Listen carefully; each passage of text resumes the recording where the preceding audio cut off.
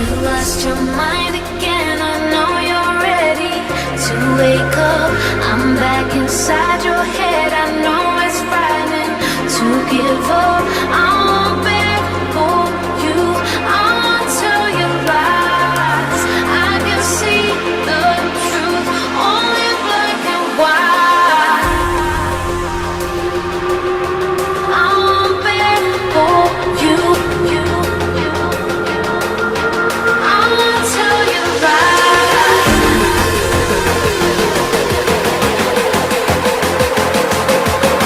I can see the truth, only black and white.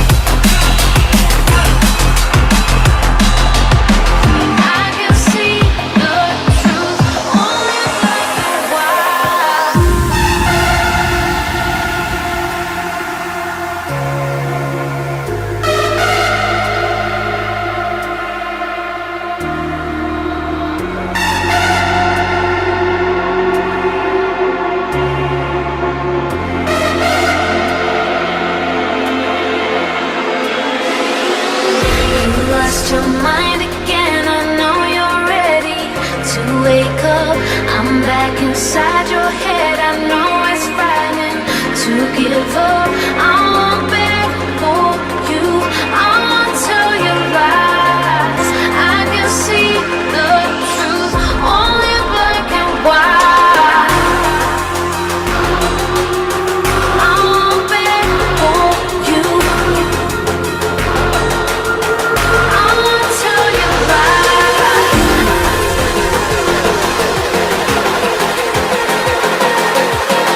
I can see the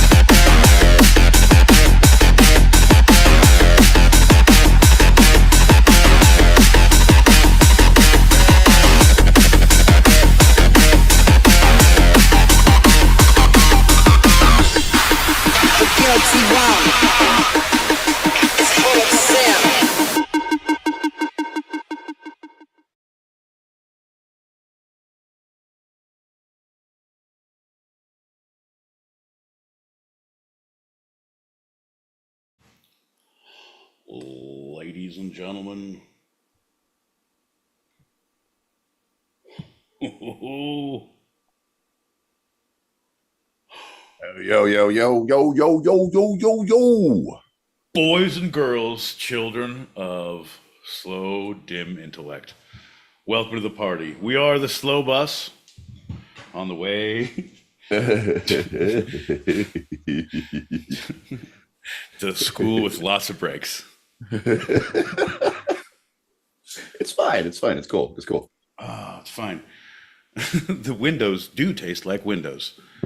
John, it's all about the fucking timing. That's the one thing we got to work on. And what's the other one? Intros. Oh, that's right.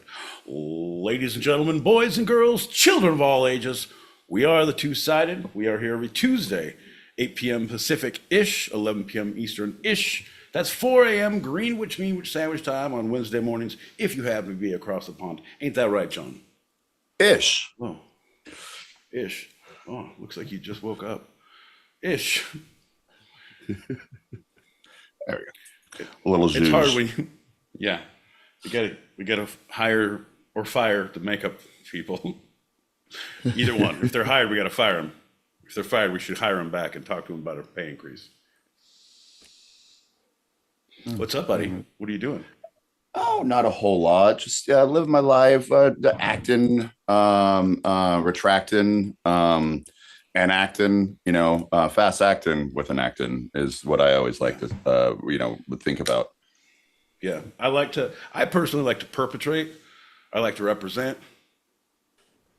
I do a lot of fronting. So, there's no acting here. Just acting like I really care about what's going on.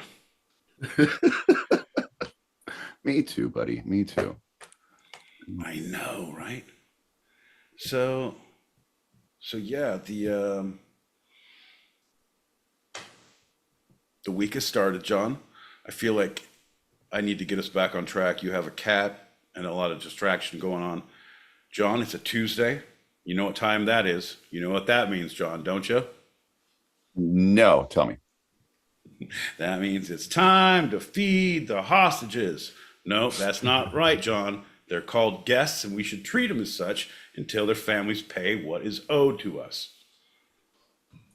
You could check out anytime you like. You just can never leave. Right, until they pay. John, we don't want to see anyone hurt. We just want ours. That's all. Right. You're hurting us right now. That's not nice. Yeah. What would Jesus do for his loved one back? Taking care of you all every day costs us money. Do you see what the problem is? Look what you made me do. Look what you made me do. And they say we wouldn't be good parents. This is bullshit, John. I know. I mean, can't not believe we were together. denied 3 times. Shit. We never tried that. We should fucking try to apply together. Yeah. Denials from 2 separate inquiries those applicants will definitely do better if they apply together. 100%. 2 wrongs make a right, John. Haven't you ever heard that before? Many times, by you mostly. Well, I will be the first one to say that I'm usually right when it comes to things like that. So you're 2 wrongs? That, guys? Did you hear that, guys? I heard him say he was right. You hear him in the back, John. They're talking. The others don't want to live this way any longer. They want to follow me. John, now is the time. It's not the winter of our discontent. It's the spring of our maybe we should do some weird shit. Come on. All right. Well, speaking of that, let's pop a packet, get a shot ready, and away we go, brother. Let's burn this fucking place to the ground, John. I'm ready. Let's go. Oh, no. Messages. Right. That first. And then we act. Before everyone gets here, just know it is Bees Lover. I'm under the name Dylan. Shit. Don't tell anyone. Shh. No, I hate you both, guys. We're good. Love. Okay, I totally thought it was going to be pronounced Dylon. Name your 5 favorite rappers. Dylon.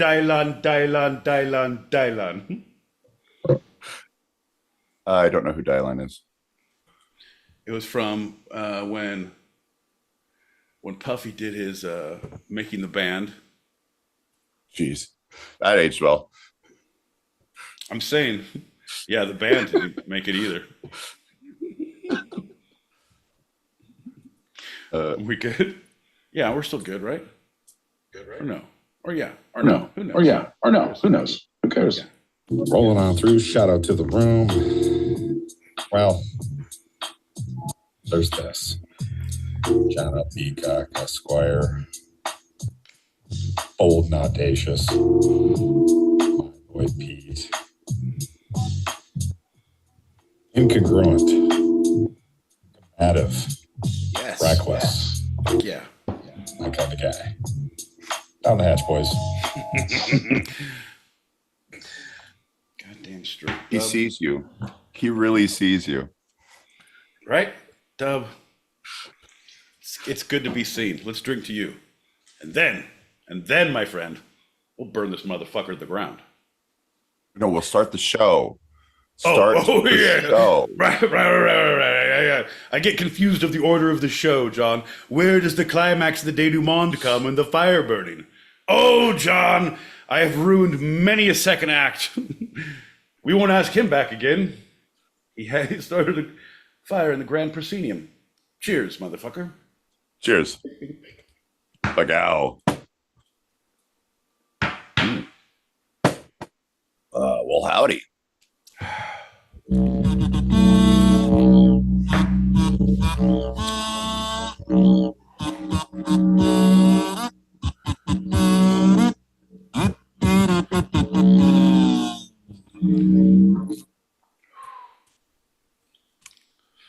I'm John O. Peacock out in Brooklyn, New York. I'm my boy Pete in Southern California. And you're listening to Two-Sided, a live recorded podcast where each week I challenge Pete with a bit of the two sides of life, the fun and the serious. Boy, does he ever. And when he gets going, man, that's when a show becomes a show. Ain't that right, John? That's right, my boy Pete. Tell them what they won. All right, if you act now, you too can get this set of Ginsu knives. So sharp it can cut a tin can or a penny. Why? I don't know. Or this fine selection of mid-grade meats. Why mid-grade? Because we can't afford the good shit. John, back to you in the studio. I'd like to point out a correction of my boy Pete's. It also, after cutting that tin can or a penny, and it can cut through a tomato. That's right. It can cut through a tomato. John, I don't know where we went wrong in life. I don't know why I allowed the things to happen that they did, John. I said, hey, you know what? Today's a new day. Today's a new era. Turn over a new leaf, my boy Pete. Be a little more open and yes-oring instead of no becauseing. I'm doing a whole masterclass in no because, the art of reactive acting. You don't want to be ready. You want to react. That's the best acting because there's 2 syllables. Right. Yes. It's not monosyllabic. Yeah. Don't be such a goddamn troglodyte. React. Chapter 1. Doesn't matter, John. The 2 sides. It's nothing. It's nothing that you've seen here. There's no serious. There's no fun. There's no good or evil. There's just a lot of stupid, John. I feel like when you get down to the brass tacks, we're not so different. You and I. Yeah. We're just a couple of idiots on a Tuesday night, Yeah. standing in front of a podcast audience, Yeah. asking them to listen, asking them to open their hearts, open their minds. What would Quato do? That's what I always say. Open your mind. Open your shirt. Find that little Quato baby inside each and every one of you, because shit's about to get weird with the 2 side. Ain't that right, John? That's right. I was always partial to Quaid. Quaid. Yeah, that was his Quaid. Quato was saying his name. Yeah, exactly. Yeah. Right before he gets shot in the belly, because he's in the belly, or he's shot in the head, or I don't understand like the logistics of that. If someone is in your belly but they have a head and they're shot in the head, are they shot in the belly? That's just like a play within a play, John. It's like Shakespearean when you think about it.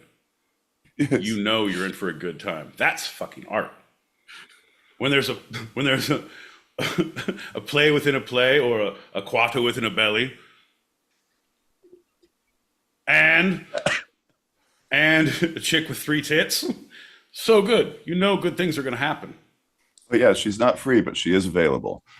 Oh, I was talking about Ophelia, but you never see it. There's references to it. That's why she drowns. A little too sea heavy. The third nipple takes him down every time, John. Seen it 100 times. Oh, you got to keep your oh no, keep your kids away with the third nipples away from the water's edge. Takes him down. John, the deadliest catch is that nipple when it catches the water. Ooh, it'll drown you. It's why the wooden mermaid on the front of ships only has 2. Right? Yar, her sister with 3 drowned. Or like they all do. Be warned are you by me, says I. The third nip will take you to the underbelly of this ocean. Well, let's look at that third nip right now and pop that packet from Dove. Here we go, bud. Sitting here drinking you both in, and I'm thinking to myself, which one's Jack Klugman? Which one's Tony Randall?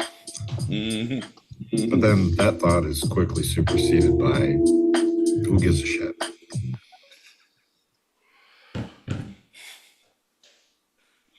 Yeah, there's a... You make several good points there. Yeah, I was with you all the way through, even to the end. Yes, 100%. Inquiring minds want to know, but then they don't care either. It's just in case it comes up in trivia. That's the only reason. That's the only reason you should know. Right? All right, John, back to you. What do we got for him? Well, before at the beginning of every episode, I always like to start with a general check-in. My boy Pete, how you feeling?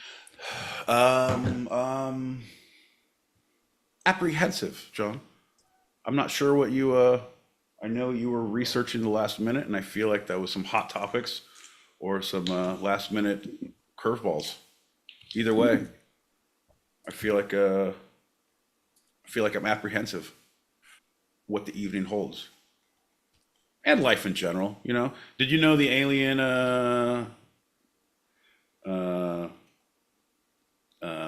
being or object is going to be arriving here in the next week? Like within, like this weekend, I want to say.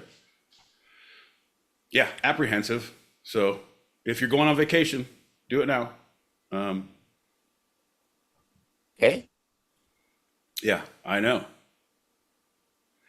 We talked about it, but we'll talk more about that later. So how am I feeling, John? I feel like I'm either going to be alien food or an alien slave, and I'm really good at translating. So I think I'm going to work with them because you don't want to hide. I mean, I'm sure they have with their advanced technology, they can find you. There's no need in running.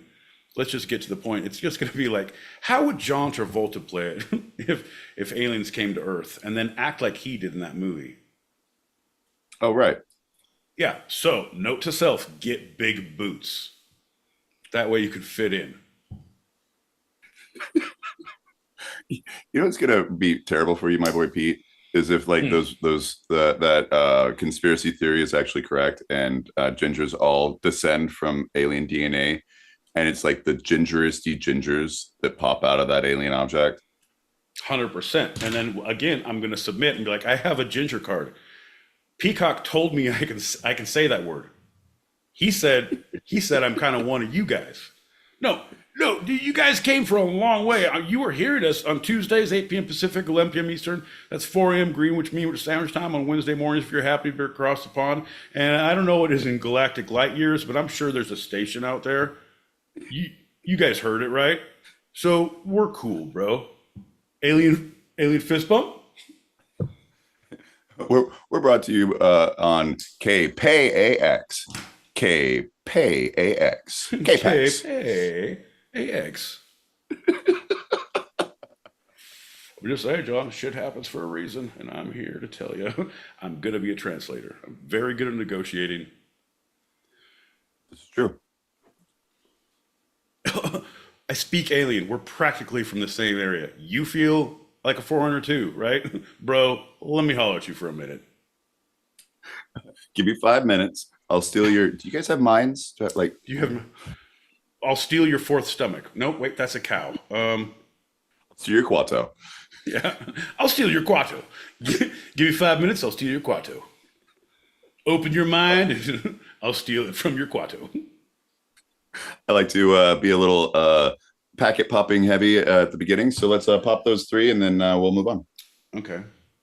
All right. So anyone who's listening on the YouTube or watching, let's cross the streams here. So everyone on the stereo, link above your heads, you can go to our YouTube channel where we're going live. Anyone on the YouTube, we are on Stereo, which is an app where people can listen in only and leave audio messages. That's where we're popping these packets, and so we'll play them kind of throughout.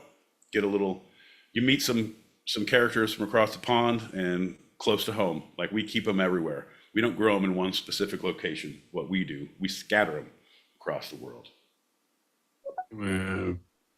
I'm sitting here drinking in because I am Dub Square.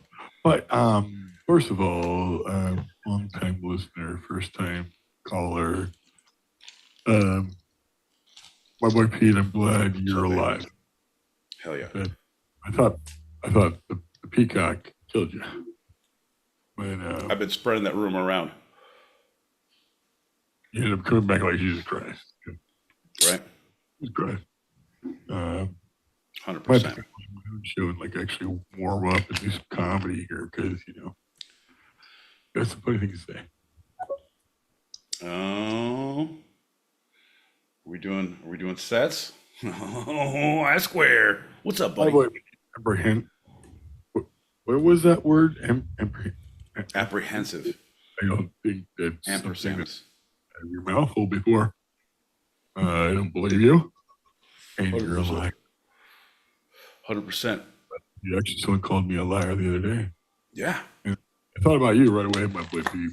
You should. You And definitely then I started thinking my lesbian cat. And you started thinking about John, right?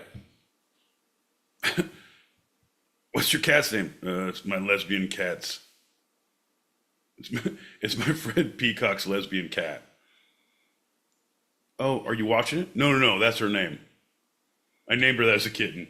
My friend Peacock's lesbian cat. It's her full name, Christian name. Don't call her Peacock. That's her uncle's name. I mean, you should get big boots. I just rather find another female with big boobs. Oh, that won't play.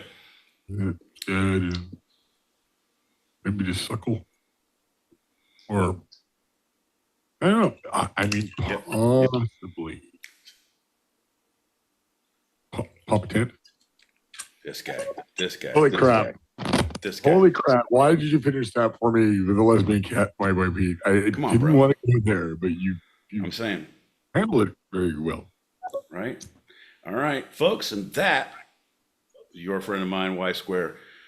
But, buddy, we got to start the show. I could do this with you all day. You setting them up, I'll knock them down. But John has things to say and a schedule to keep. He's nothing if not a stickler for his schedules and to his ginger routines so that when the mothership comes, they pick him up and fast track him to the officer program. Oh, yeah, John. That's why you're doing all your super gingery stuff all the time, so you're recognized on the mothership. You know I'm going to be at least a fucking colonel. A first lieutenant. Oh, lieutenant. Whatever. Of course he is. This fucking guy. Of course he is. Well, speaking of course he is, let's go into our first trash can of iniquity down the stairwell of justice round. That's right, folks, where John fills a trash can full of questions of inequity, things that should not, would not, and shall not be asked, and chucks them down a staircase full of justice, reason, and truth. Once they hit the bottom, I sort out the remnants, and I give you the answers to what may be left. John, take it away and pick your words wisely. Well, my boy Pete, anyone who's anyone knows that the first trash can of iniquity down the stairwell of justice round is a standard Q&A. You fucking guy. Folks, this is a point of contention. If you want to get in on what this goddamn round should be called, chime in now or hit us in the tittus, two-sided pod or at two-sided. Give us wherever. But no longer will we let John rule our lives with his silly, stupid words that he shoves in our ear holes and makes us repeat. Fuck you, John. We won't stand for it any longer, and we're gonna learn to chant better before we talk. Okay, guys, that's good enough for now. We'll meet tomorrow. You get it, John. We're all upset. This is standard Q&A. My boy Pete, are you ready for the questions? I think we can all be pretty sure that I am at this point. My boy Pete, first question.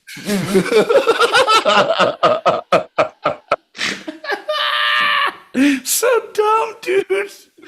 I'm just in my mind. I'm thinking about a bunch of people riding in front of you. All right, you know what? Let's wrap it up. Take 5, get some water. We're going to figure out this chant. We're going to get this son of a bitch. Cheers you. I think we deserve a shot for that one. Okay, yeah, dude. I've been trying to pour a drink for like 2 minutes. Oh.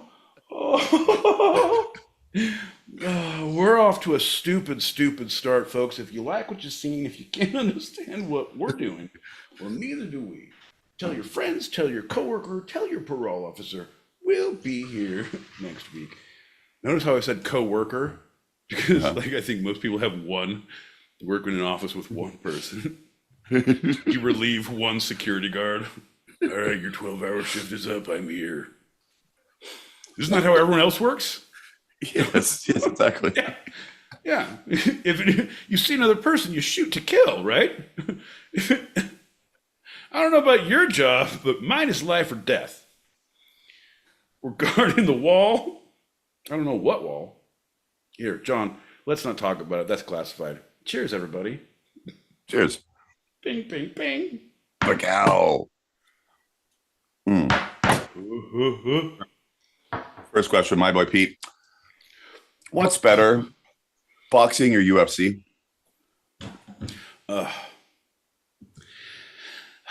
See, I they're both violent sports, and I don't think we should. Is there? I would rather see a competition of of talking, just of working it out. World championship of working it out. In this corner, we got Steve, who feels wronged and belittled at work. Over here is Jeff, his boss, who feels like Steve doesn't do enough and gets paid too much. Folks, let's get him in the ring and let him talk. Isn't that called debate club? No, John, it needs to be more aggressive. In this, you can clinch and punch and kick to the head, chest, knees, face. You can grapple and do arm bars. But you can also fish hook. So not like that pussy UFC shit. If you can't eye gouge, I'm not playing. No holds barred, except for no logical fallacies. No straw manning. Yeah, no straw Manning or Peyton or any of the Manning brothers. Fuck those guys. And all of the literary theories they bring. You know what? We're gonna have a dance off. When I say dance off, I mean you have 2 months to teach a puppy to dance, and whoever can have the puppy. No, that's not a thing. It's a rap battle. Whoever can rap the most presents. Nope. I'm thinking of A Christmas Story. That's a different. I don't know, John. I would have to say I personally enjoy. I know technically. I don't know. People argue both ways. I like UFC better. Like, I prefer boxing is like very. I used to not enjoy it at all. I found it to be like soccer or football. Right in, it was just like too technical and too like yeah. All right, so I can get it on. But when you see it, it's like better. It's a little okay. I appreciate it, but no. I still appreciate. I would prefer football and UFC. NFL and UFC. So yeah, American football. Yeah, right. Yeah. For our international viewers, he meant American football. My boy Pete, second question. Where does Fight Club, like a Fight Club scenario, fit into all this? Shut your goddamn mouth. Did I send you that post today? I know I sent it to fucking Muse or fucking Dylan. If you did, I didn't see it. I don't look at your things.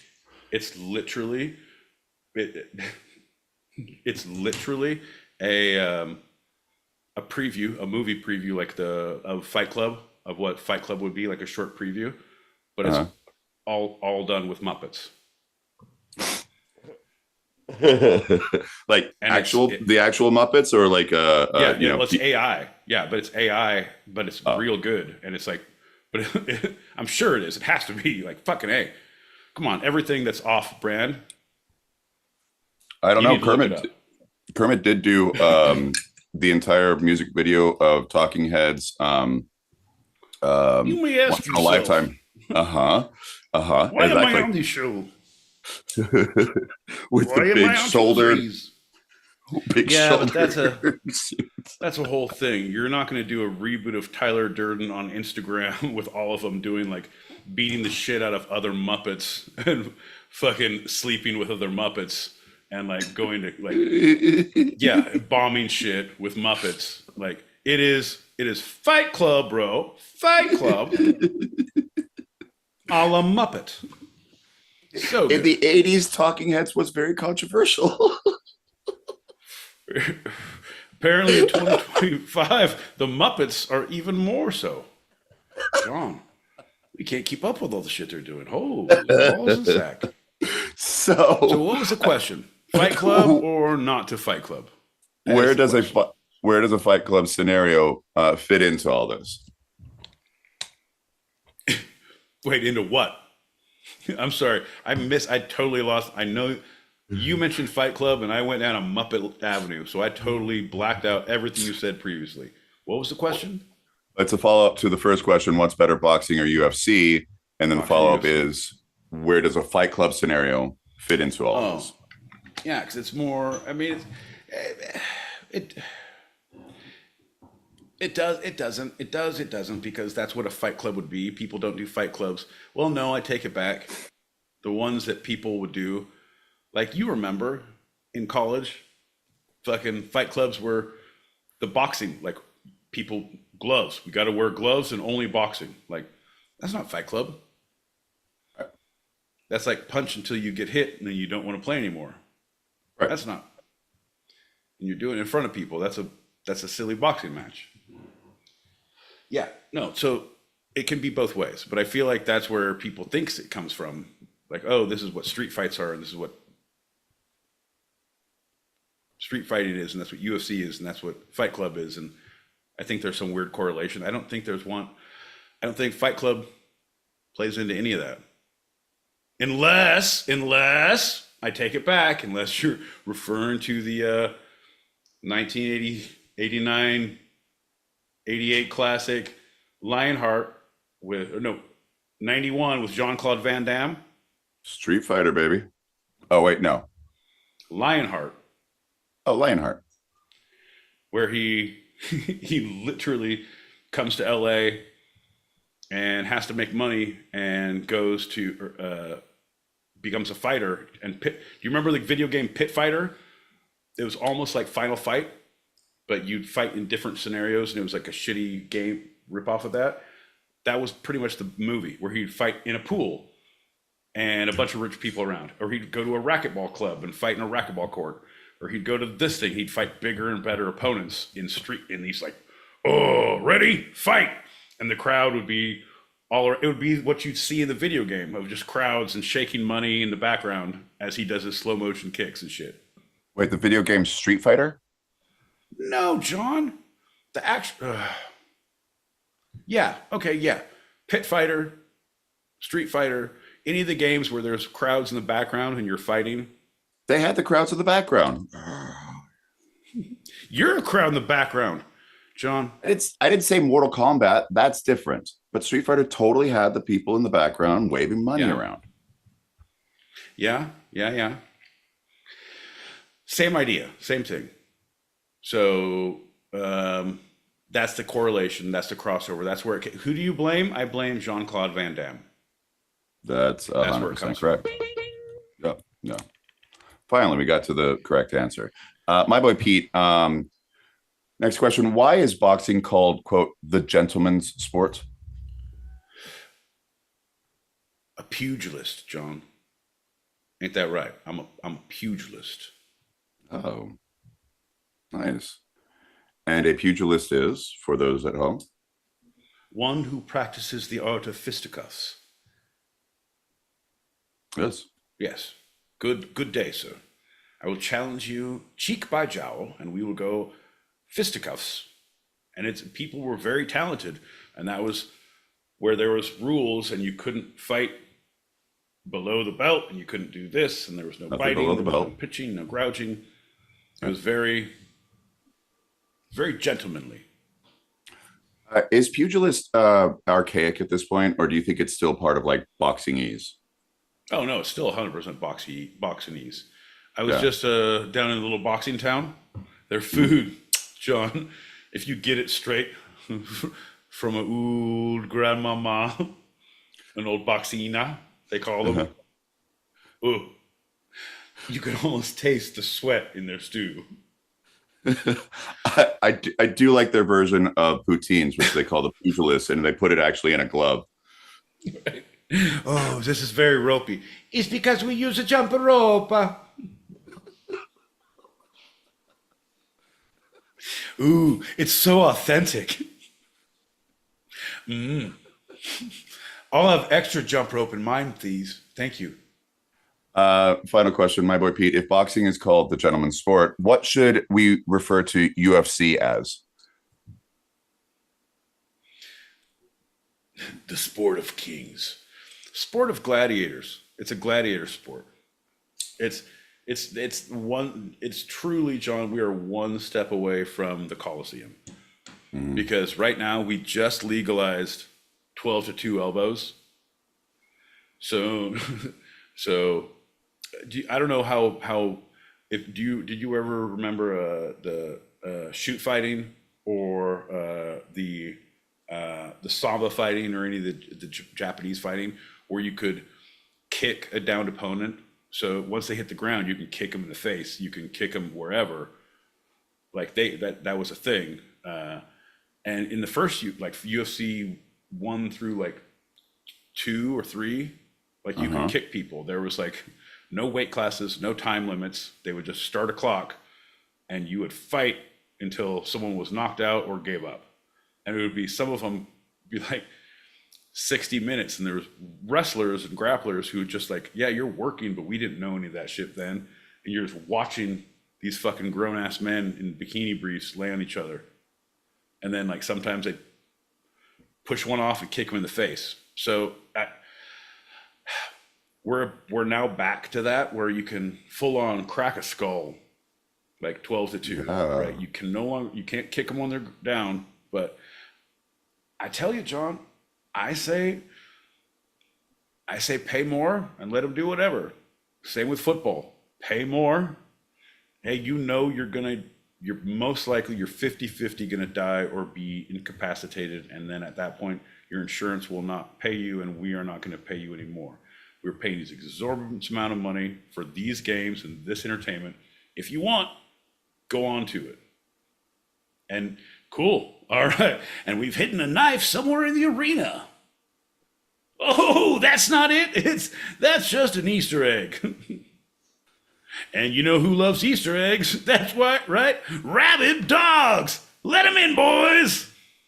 Full on. What is that? What is that game? I'll buy that for $1. Good luck. You'll need it. Smash TV. Smash TV. It's Smash TV. It is an updated version of the Coliseum. Yeah. Yeah. And I don't think we're that far away because the shit we do and our news and the things like, yeah, okay, I get it. And people are getting more and more desensitized to aggressive violence. And like you saw the game, fucking Scattaboo with his dislocated ankle, and they would replay it and like, oh, here's like a ankle breaking thing, and here's like, you know, you just see all this, you see a lot of, oh, okay, all right, all right, let's go more. Yep. And we're seeing that in fiction constantly with primetime TV, and we're now seeing it a bit in nonfiction. And so it's blurring the lines. So we see the real violence in the fiction, and we see a bit of violence where people are getting real hurt. And it's just like, where's like our desensitization is just spiraling. Oh, I mean, anything you can put a soundtrack to, if you have music to go along with anything you see, or if there's theme music or intro music, or you walk in some, you know, Eye of the Tiger, right? Right. All right, folks. Or a Pixies. Just like where is my mind? Cool. Yeah. Not to bring up a dead horse, but we're gonna have to bomb the institution, John. Right. Everybody has a name in Project Mayhem, and yours is the two-sided co-host. That's right, folks. 8 p.m. Pacific, 11 p.m. Eastern. We will meet religiously. That's 4 a.m. Greenwich Mean Sandwich time on Wednesday mornings if you happen to be across the pond. We all have a name in Project Two-Sided. That's right. We all have a name. We get to pick the name, but y'all have a name in Project Two-Sided.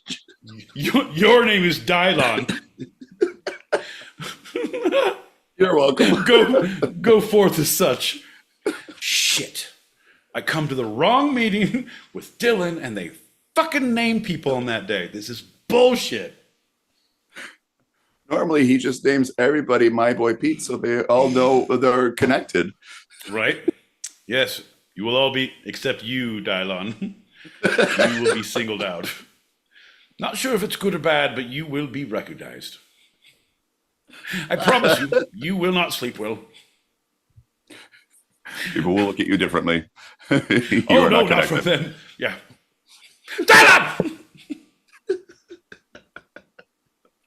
My bequeath. Everyone, yes, not you, Dylon. Yeah, not you. Please look away. Please stop listening.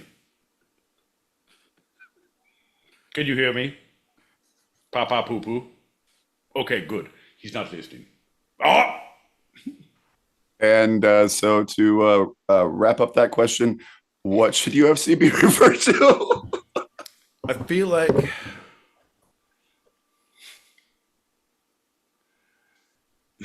we're gonna call it the we're just gonna call it natural selection. That is correct. That's right, folks. Darwinism at its best.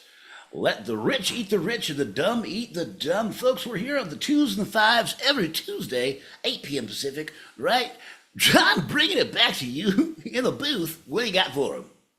Well, we got 4 packets of pop. Those will probably be the 4 last of the show. Then we will obviously pop any additional packets in our green room directly after. And then we'll get to our first topic. And that'll be fun. Folks, if you like topics, you'll love these ones. Because these are some of the ones that are included in the umbrella of topics. Ooh, coming in hot. Ooh, coming in hot.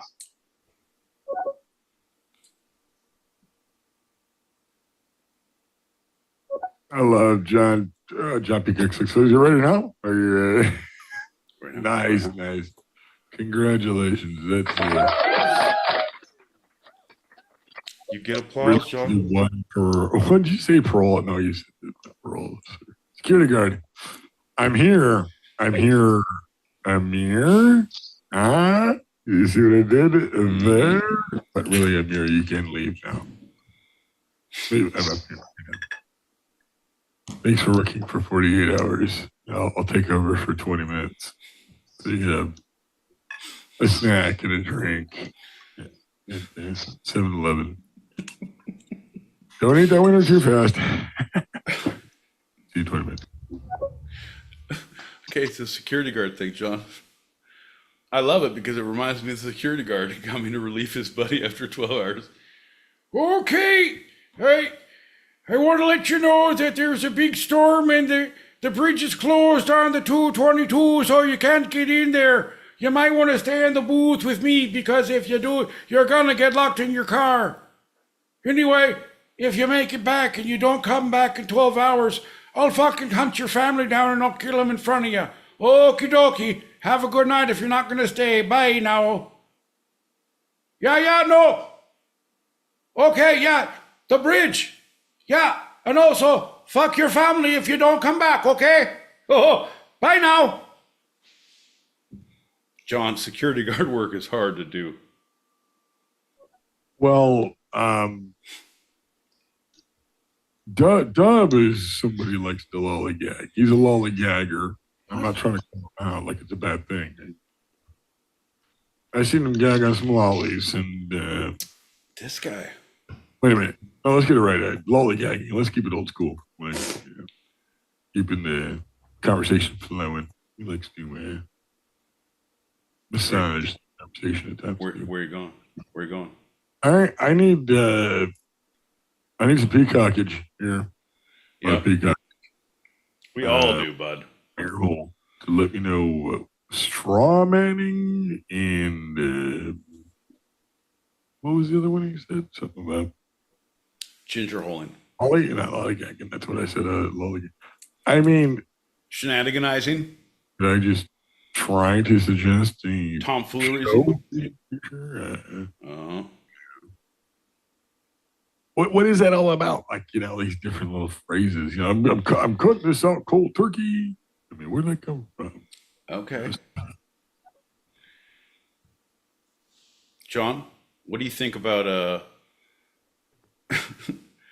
anachronisms and spoonerisms and Well, they're not.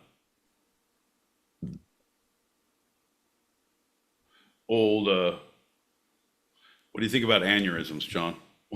One of those almost got my grandpa.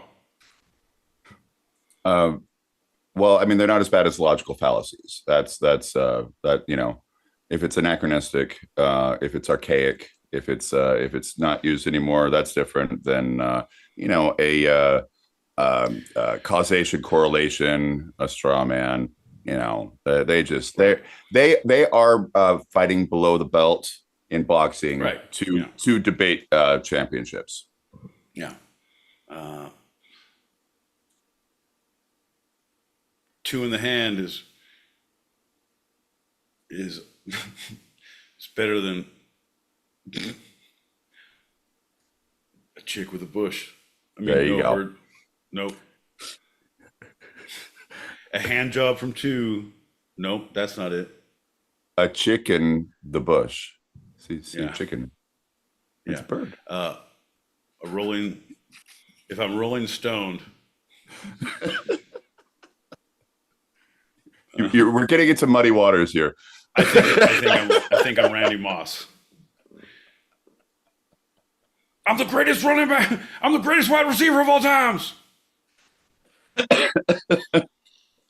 So let's get out of these muddy waters and talk about our first. My boy Pete, we are going to talk about one of the greatest of all time in the world of the gentleman sport. That's right, George Foreman.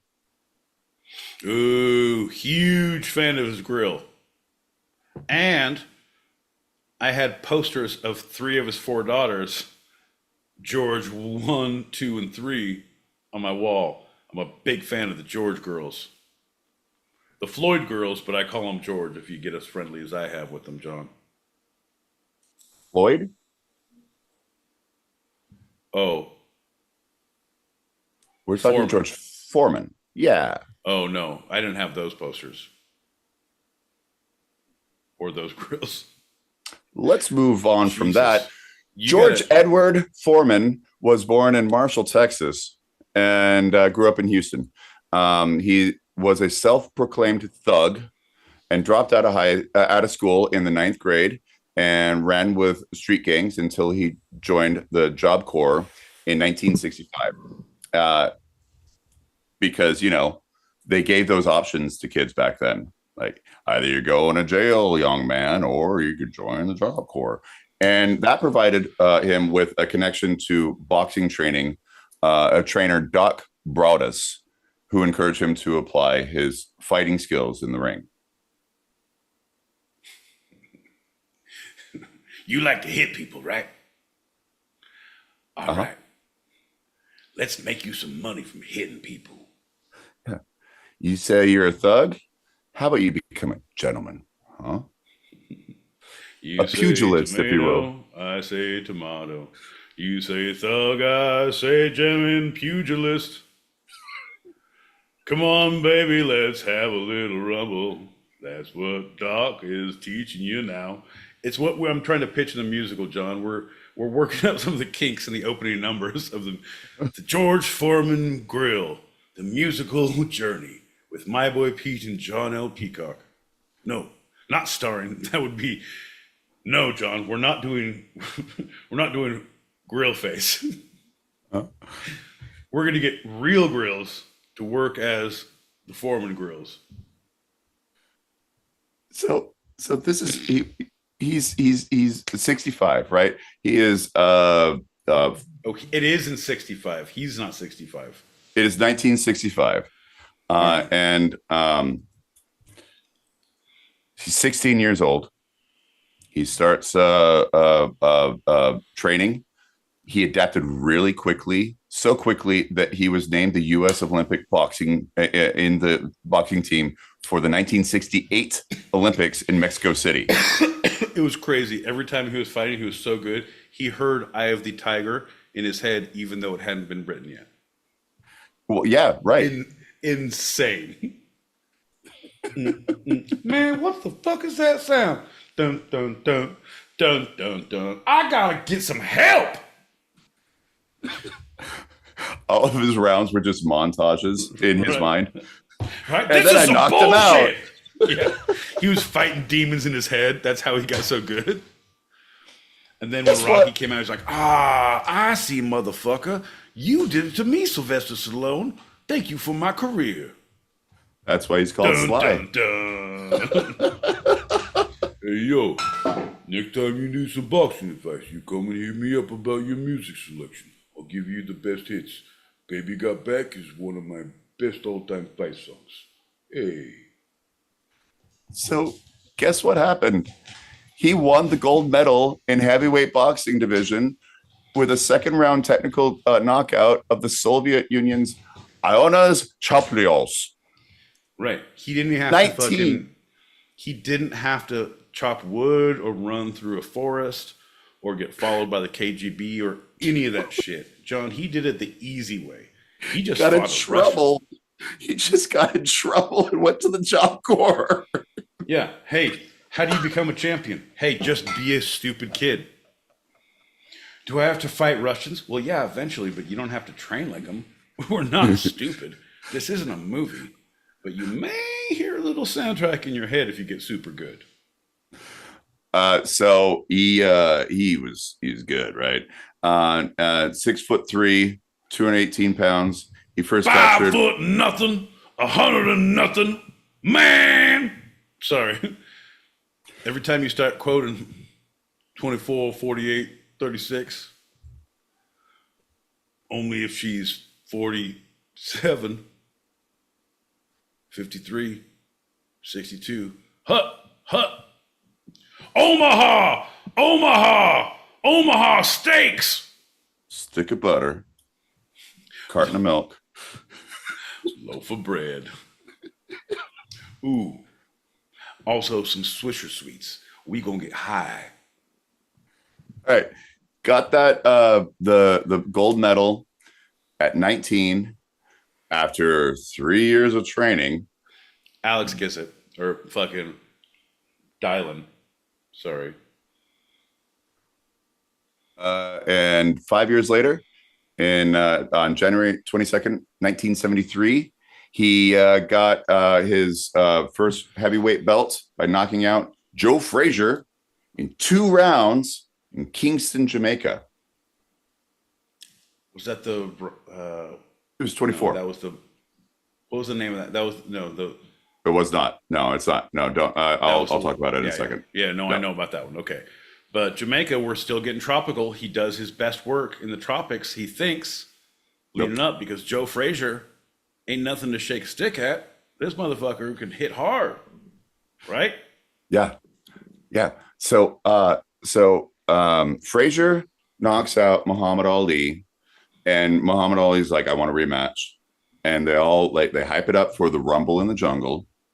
And he's like, I'm gonna fight Frazier again. I'm gonna fight Frazier. And then this George Foreman, who had won all 40 of his professional bouts to that point, a sequence of 24 consecutive knockouts. He's the one who goes to the Rumble in the Jungle with Muhammad Ali.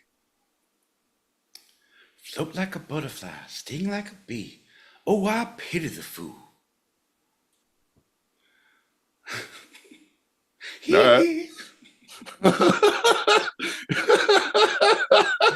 Oh, that's ignorant. Bubbles, hit him with your left. Hook to the body. No.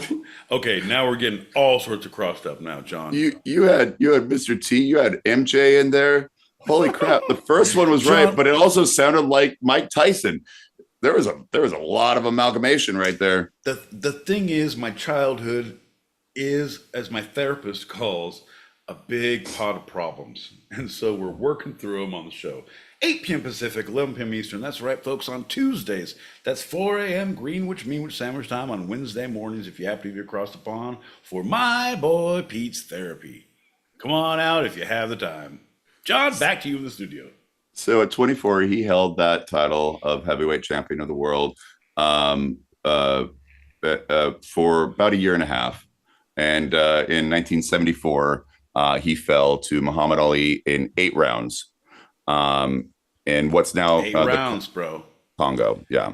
I mean, hey, Joe Frazier Did only lasted 2. You say that's the bongo in the Congo? the rumble in the jungle in what was known then as Kinshasa, Zaire, but it's now the Congo. Oh. I thought you were talking about a different. Oh, you're just talking about the location, how like Istanbul was Constantinople. That's why they call right. I mean, kind of Istanbul, Congo. because they were able to get away from the colonizers. Well, John, we're not here for a good time about your history podcast. We're here for a little bit of rhyming action. It was the Rongo and the Congo, John. We had fisticuffs with the best of us. That doesn't make sense, but in a children's book, it would rhyme. So if I was Shel Silverstein, you would fucking know what I mean. But yes, something about a sidewalk, I believe. Ooh. Like Muhammad Ali had done before him after losing his title and then regaining it by defeating him in 8 rounds, which is 8 rounds, not 2, Joe Frazier. He went for another shot at it, but it was derailed by his loss to Jimmy Young in 77. And at that point, he, after being exhausted and dehydrated after that fight, he claimed to have a religious awakening and he retired. He went on to become a non-denominational Christian minister and found the George Foreman Youth and Community Center in Houston. And research lab for the grill that one day will put my family on the map. That's coming later. Hey kids, do you like God and grilling meat? Do you not have time for prayer or for using the stove? Well, have I got a religious and ecologically sound kitchen solution for you. That was his first pitch. And Sharks, I'm gonna need $150,000 for 2% of the company. It didn't work well, John, but we'll get to that. Why don't you go back to your story and then I'll pitch in with mine. Well, so he was 28 at the time, and 10 years later, in 1987, I'm sorry, 29 at the time, 39, he comes back and immediately finds success in professional boxing. I'm angry and I just want to hit something. He was 50 pounds heavier. He was much older, but they do feel that his promoter, Bob Arum, paid bribes to the IBF, International Boxing Federation, to manipulate the rankings to go towards that title fight.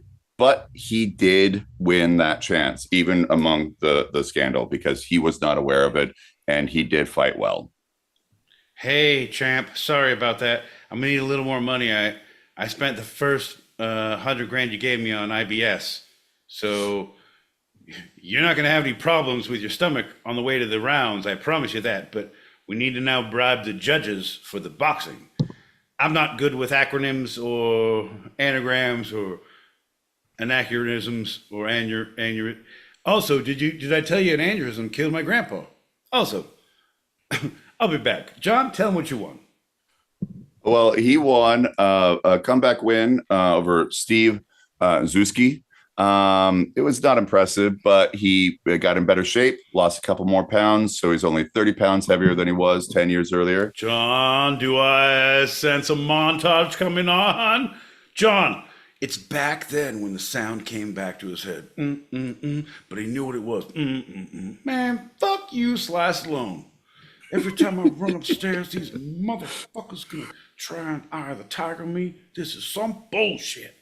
Well, this time the montage was a string of knockouts of improving opponents and giving the title shot against heavyweight champion Evander Holyfield. Ooh, Evander was a bad man in his prime. Like when he was good, he was good. In Atlantic City, he did lose to Evander Holyfield. But he earned praise for going the distance against that younger champion. Right? He didn't get knocked out. He didn't get bitten. Nope. Like he weathered the storm. Yep. I went in with 2 ears and I came out with both my ears. I'm thinking about grill solutions. So in 91, he told People magazine, quote, "I left boxing for 10 years and went looking for myself. It was important to me. When you die and you get a chance to live again, man, you want to live and you don't want to be nobody but you." Fuck yeah, John. That's awesome. That is a true, like, if you don't give a shit what anyone says, like, oh, look at this old fat man going back. What does he think he's going to do? He's going to whoop some ass because I'm Yeah. angry and I'm going to live my best life. What does that mean? I'm going to yell at kids to get off my goddamn lawn. I'm going to whoop ass in the ring. And if you get on my porch, I'm going to fuck you up. So That's that champ energy, John. That's that goddamn fucking stay off my porch energy. yep. No, straight up. So after that, guess what happened, my boy Pete? Oh, that's when things took a drastic turn. I mean, it is drastic, but in a positive way. So in 1994, he defeated heavyweight champion Michael Moore, regaining the heavyweight title at the age of 45 years old, becoming the oldest heavyweight champion ever. Yeah, fuck you and your Columbine documentary now, Michael. You can suck my dick, he said as he stood over him. And it's weird they let a fighter in with jeans and a t-shirt, an army coat, and a hat. He not captured that Michael Moore? no Moorer. Oh, that seems righter. Moorer defeated Holyfield. Well, lesser or more, I'm still listening, John. He was obviously at 45 a devastating puncher, and the IFB and the World Boxing Association, the WBA, he got that world heavyweight title. The WNBA? 10 rounds. WBA. Caitlin Clark. Oh, Caitlin Clark is like, I should not be judging this. I don't think. So he lost to Holyfield in AC, won in Las Vegas, and AC. Atlantic City, where he lost to Holyfield. Yeah, I said the full name before. NJAC. Yes, right. Yeah. Well, reverse that and add a little comma. Yeah, KCBYF or BYOB in BYU. So the WBA, not the WNBA. Oh, folks, if you like acronyms, if you like anagrams, if you like letters, well, you've come to the right place. John is a plethora. Hey, is it? Yeah, no, anagrams. Yeah, John? Anagrams? Anachronisms? I think you're circling around it. No. Anagrams is when you say the words, the first letter, the word of the letter means another thing. Bananagrams. Shabuzi. So he won the title. He was stripped of his WBA World Boxing Association title for refusing. And I'll never wrestle again at the Women's Basketball Association. That seems a little bit harsh because they need all the wrestlers they can get. Those ladies don't know how to shoot three-point. No, they have great technical skills, my boy Pete. They do, have great technical skills. They need more wrestlers, and that's why. And so he refused to fight the contender and re-signed with IFB and the bowels just came irritably rolling along. Resigned from the IBF. IBF. Finally, he could poop freely. It's one of those things where you see the colon relax and those angry pain lines cease. Oh, thanks. No more IBF. I'm sorry, my dyslexia. IBF. Yeah, no, that's what I mean. Either way, we're pooping freely tonight, John. I have already on the show. 97. November 22nd, a very interesting day. Huh. Now, folks, this is where it gets good. No longer will we just use. Now I can't even use the words. Years. I think the years is the word you're looking for. No longer will we just use anagrams or anaphorisms or acronyms. My boy Pete, acronyms. All right. No longer will you just use acronyms. We will now throw in years, dates, and places, if we're lucky, into the mix. Folks, hold on to your butts. Shit's about to get weird. If you had dates, times, places, and the big A word on your bingo card, you can mark it off now. Also, if you can anagrams and acronyms. Also, if you have my boy Pete was angry about something he couldn't pronounce, mark that one off too. We're all gonna be fucking winners tonight. Two-sided bingo. All right. Hey, they don't call the sweet bingo game the two sides for nothing. Joey, shout out, buddy. Hey, everybody in the YouTube, thanks for showing up. We got fucking Alex out there. We got Mona. We got my boy Pete. That guy's awesome. Joey's here. There's a handful of other people, but I can't see. You're the only one. Keep on saying I can't either, man. Yeah, but if you ever would ever give me admin permissions, I would show you how to do it. But since we're not going to cross that bridge because the trolls live under it and they need somewhere to live to steal their goats as they cross, John. Let's let that one bygones. Bridge over troubled water, right? Yeah. Bridge over troll's house. What are you gonna do? So November 22nd, which is a interesting date. I don't think this is the worst thing that happened on a November 22nd, but George Foreman lost in a controversial decision to Shannon Briggs, and it turned out to be his final fight. At 48, he finished his professional record. Do you know what his record was? His career record? No, but I know that he lost to a dude with a girl's name. When at first I was like, what did he do to make that lady upset that she would fight him? And how did she get the credit to do it? And I was like, oh no, that's just a. Oh, this was the this was the WNBA. Oh, this is when he was a wrestler with Caitlin Clark. I get it all confused. You know what I mean? Like, all right, so yeah, Shannon was there. She was like, me and my girlfriends are honestly not going to stand for it anymore. Someone tape me up. I'm going in and fucking this guy up. And Caitlin Clark's mom, whose maiden name is Briggs, did. Funny enough. Good for Shannon. Runs in the family. That's what I said. This is bullshit. Nobody gives me credit.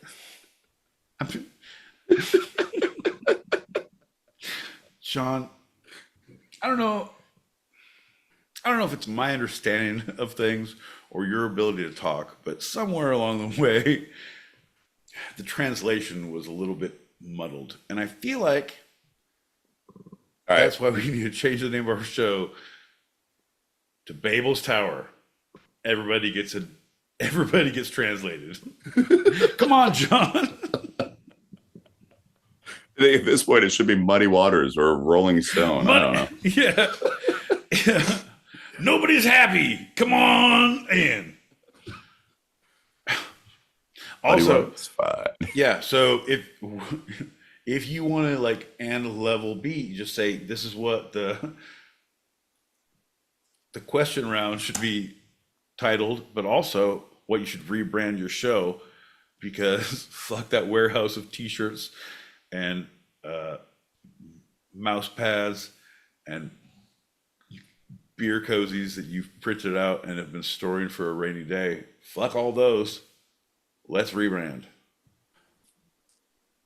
So the question was his career professional record. Do you have any idea, or do you want to throw a guess out there?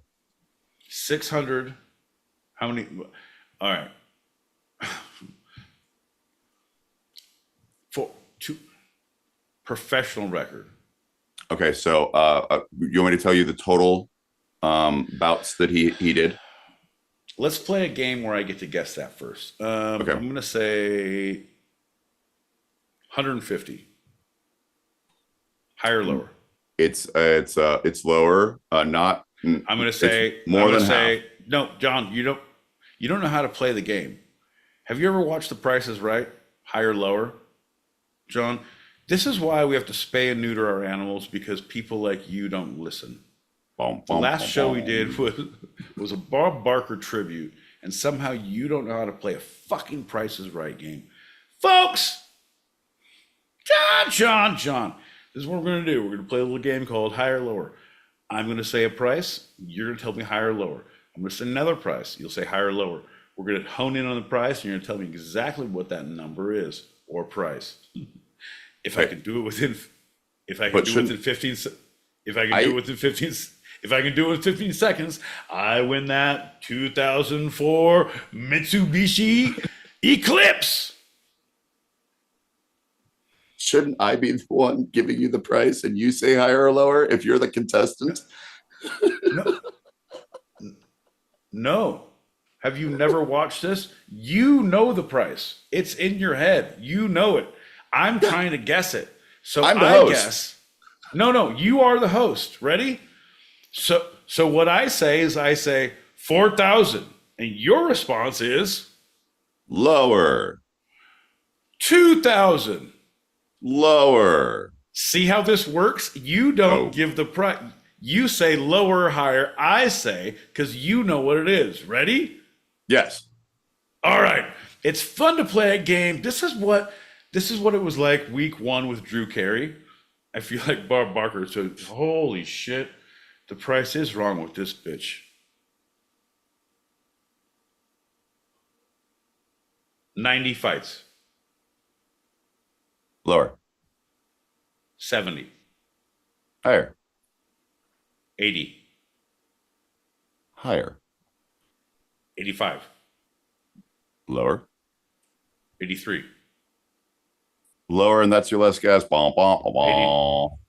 That's not how the game works, John. What the fuck? You're the worst. You said 5 guesses. You said. No. Folks, this is where you get to chime in. I never said 5 guesses. You have 15 seconds, and you answer as quickly as you can, and you hone in on the price. That's the okay for this hot tub, this dinette set, and this Mitsubishi Eclipse. We're gonna give you the whole total price, and you say the price. I say higher or lower, and those times 83, 82, 81. You're not saying anything. You're the worst. You got it. 81. You're so bad at Price is Right. I've never seen the show. The only thing you can do is Plinko, and that just involves gravity. I do love Gravity. John, you make me want to drink. Let's do a shot because I'm angry. Oh no. Let's do a shot because I'm depressed. All right. That I'm sorry. That's better. That's better. Performance. That's all right. So 81. We're still in the okay, so we have the number of his professional fights. And now that's the year that Mona Lisa became, and that's one of the big numbers I remember in my life. Okay. Now you get to guess. Now I'm going to guess what his record was out of the 81 fights. It was what he actually had done was pretty good. He was 79 1-1. 79, yeah. Okay, well, with this, it's here. Let's cheers. Bank, bank, bank. That's why I'm so angry at you. Bug out. Mm. So let's just Right? yes. Fucking John. Joey puts it right. John didn't ditch school enough to know Price is Right. You only know that it comes on at 10 a.m. Pacific, 1 p.m. Eastern, or maybe it's 10 a.m. there. I don't know. I don't know how syndication works in this world, but I know it's 10 a.m. here. Oof. You can get up, watch that, watch Let's Make a Deal, usually right around that same time. And then you're stuck with like Good Morning America or all the weird things. But it's good. Smoke weed out of apples. Fucking make sure you leave the house between 11:30 and 1. So if anyone comes home for lunch, you're not there. Come back at 1:30. You can hang out the rest of the day and say school was awesome. Yeah, there you go. Work was good. I went to work the full day. All right, so we got a 3 thing, right? We got win, loss, tie, is what you were just said. 79, 1-1. I'm gonna go higher, lower on the win only, and you have to adjust accordingly, right? All right, then I'm gonna go 76. Holy crap. What are the other 2 since you did them? I'm going to say 2. I'm going to say one tie. No, I'm going to say 2 ties, 3 losses. Nah. 1 tie, 4 losses. Nah. 2 losses, 3 ties. Nah. 1 loss, 4 ties. Nah. Am I doing math right? Yes. Is it 3 ties, 2 losses? Nah. 2 ties, 3 losses. Nope. 3, 1, 4, 2. Now 1. you're thinking so hard that the tie could be a thing. 5 losses. Straight up. 76-5. But that. All right, a couple of those were disputed, John. I need a recount. I demand a recount. That should have been a tie. The very last one was a big controversy. That should have been a tie, and he had a straight loss on it. That's what I'm saying. That was my first guess, bro. Dude, his career expanded. Shannon. Oh my God. If this guy keeps talking shit, I'm going to beat his ass again. Shannon, stop. No, fuck you guys. And fuck him too. From 1969 to 1997, 69, 79, 89, 99, almost 30 years. He only had 5 losses. Beating ass for 30 decades. Yeah. Hey, folks, want to make some meat without making some meat? Have I got a way for you to do it? John, it's fine. If you've never burned your foot on a George Foreman grill, you haven't lived. I'm telling you what, throw that shit on when you go to bed on the floor, some bacon, and then when you wake up, just turn it on, flip the switch, and try to, you wake up to fresh bacon. It's awesome. And then, yeah. Why is it on your floor? Because my humidifier and my dehumidifier are on my nightstand. I like to make a fight. I repeat. So one last. We got 76 wins, which 76 wins, and so you did. You finally got the 81 after several guesses. You immediately got the 76. Then the win tie, the loss tie, that was horrible. But so 76 wins. How many of those are actual knockouts? How many of his 76 wins were actual knockouts? Oh, it was like 70. It was like 69, 71. It was like something aggressive. Should I have 2 routes to go. Do you want to play the game? Do you want to play the game? Not really. John, I kind of want. you were not good at the game, so I'm trying to do this, and now you're asking questions. If you just fall in line and say yes and to whatever, and like, I don't know, it's like 69, 70, 68. If you just pick along, it's like, oh yeah, you're close, but this was what it was. Be like, are we playing the game that I'm not good at? Do I like to play? Oh my God. Do I need to come in and whoop some ass on John Peacock now? No, Shannon. You did enough damage on his fucking Indian career bout. Fuck. All right. So, what was your original guess? Say it again. I just don't even know at this point. We're really circling the wagons to find a way to get into the barn house. It was probably 69. He had out of his 76. It would be like 76 would be like 69. Trombones. 70. Lower. Or plane. 63. Higher. 65. Higher. 67. Higher. 68. 69. Yeah. Well, you already said 69, so No, yeah. Apparently you don't give up and say, oh, well, the game is played. You usually just rattle off numbers 61, 62, 63, 64, 65, 66, 67. And nope. Higher. And Bob's like, there it is. Your whole game is, it's higher or lower. And then you just rattle through. You're like, well, yeah, you already said 69, I guess. You imagine if Bob Barker, if this fucking ginger wore a suit and had a skinny mic, like, yeah, I guess you won. You already said 69. 68. Okay. Oh my God. I'm going to whoop his ass too. Jenny, Sherry, baby girl, don't. Shannon, whatever your name be. Shannon. Oh, of course it's Shannon. So he was inducted into the International Boxing Hall of Fame in 2003. And hey, he had great success at a television as a television spokesperson for a number of products. And this home grill that was introduced in 1995.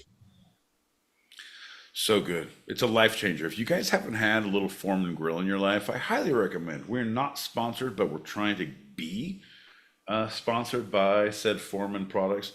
Also, it's just good for you.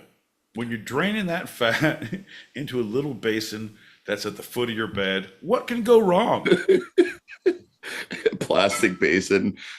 Yeah, you're fine. Keep it next to flammable material. Because fuck it. You want breakfast and you want it goddamn now. That earned him more money and probably more fame than his boxing career. The George Foreman lean, mean grilling machine. He was crowned 4 years later the king of the grill and sold more than 10 million grills in those 4 years from 95 to 99. I fucking had one. Have one. Maybe. I don't know. It's one of those things you got and like you use and then like, all right. Yeah, no. It's harder to clean than a pan. It's like, yeah, just do the same thing. Okay. Now, he was a huge advocate of the youth. He opened his center for youth to give children a safe place to socialize and play. Some of my favorite things are youths and planes. What about socializing? George. Nah, fuck all that. Well, his message to the youth, all youths, was to youths. Sorry, two youths. These two youths. I'm sorry, what? I said these two youths. I'm sorry, what is a ute? You know, a ute. A young kid. Look at this guy. He's a fucking ute. Oh, sorry, Your Honor. Didn't mean to swear. Oh, you mean youths? Yeah, that's what I said. His message to all youths was to stay in school and believe in themselves. Hey, man. Don't drop out. Believe you won't. Yeah, he started as a thug. He ended up a gentleman pugilist. Utes. He was married 5 times. And Mary Joan Martley was with him. Was the last. Was that the one? Was that the one that stuck? That's the one that stuck, baby. Here's the deal: when you're rolling the dice, John, sometimes it takes a village. Yep. He sometimes does. Sometimes you need to marry the village before it sticks. Well, and he created a village because he had 12 children.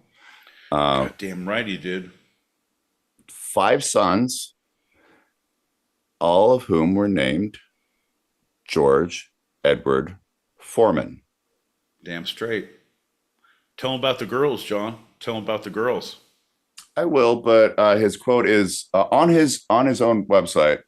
I named all my sons George Edward Foreman so they would always have something in common.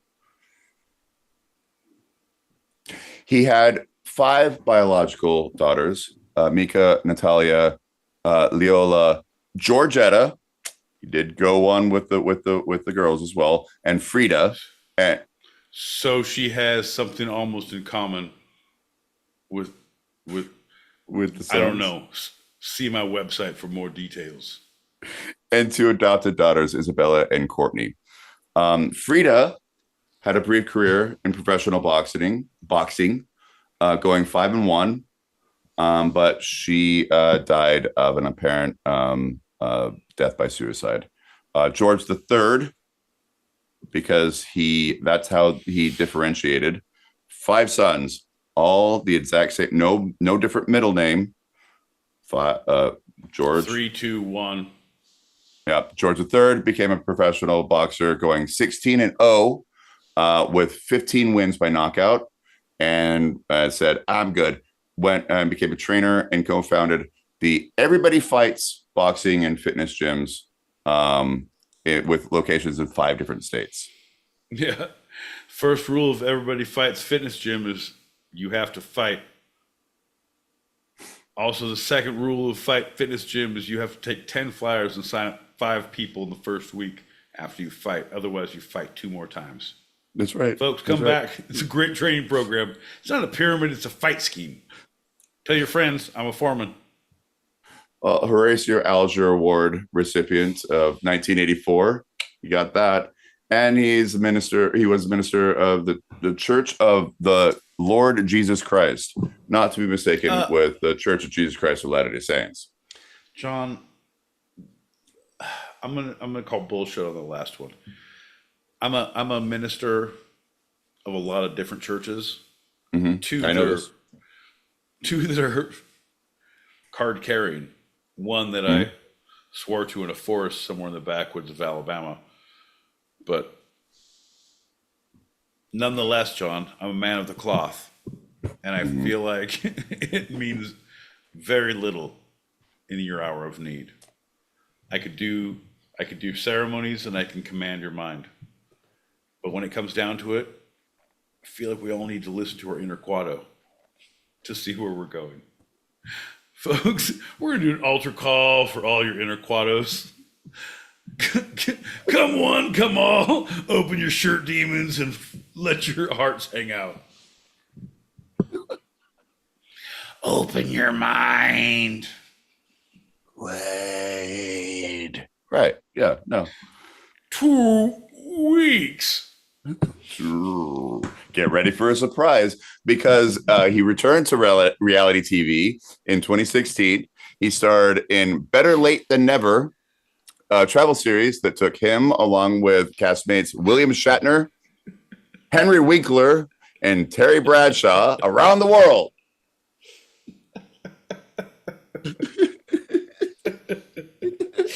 That's pretty good. Well, I mean, that's a good cast of co-hosts, John. But he kind of got forced that upon. He was, working for a network. But if you, in a perfect world, you'd cast all of your sons, who would be named Dylon, Dylon, Dylon, Dylon, and Dylon. Sorry. and his daughter Georgetta. Well, yeah, of course, John. But she's the odd one out. Someone holds up the mantle. Her So, middle yeah, name is Dylon. they checked off their bucket list around the world, and his life and career became the subject of a 2023 biographical drama, Big George Foreman, where Chris Davis plays the boxer, and the grill stops here. well, it shows Academy Award winner Forrest Whitaker as the trainer, Doc Broadus, who brought us into boxing. Wow, that, John, you've really made it when Forrest Whitaker plays you in a role. Or your trainer. Or whatever. Yeah, some no-name played me. Forrest Whitaker was in my story. So No,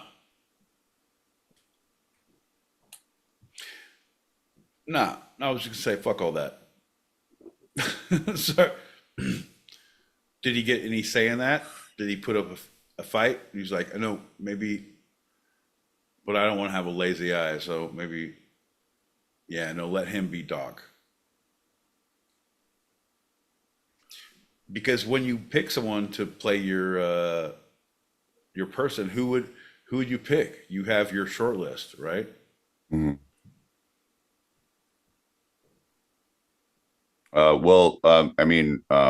Gene Wilder's dead, so can't do that one.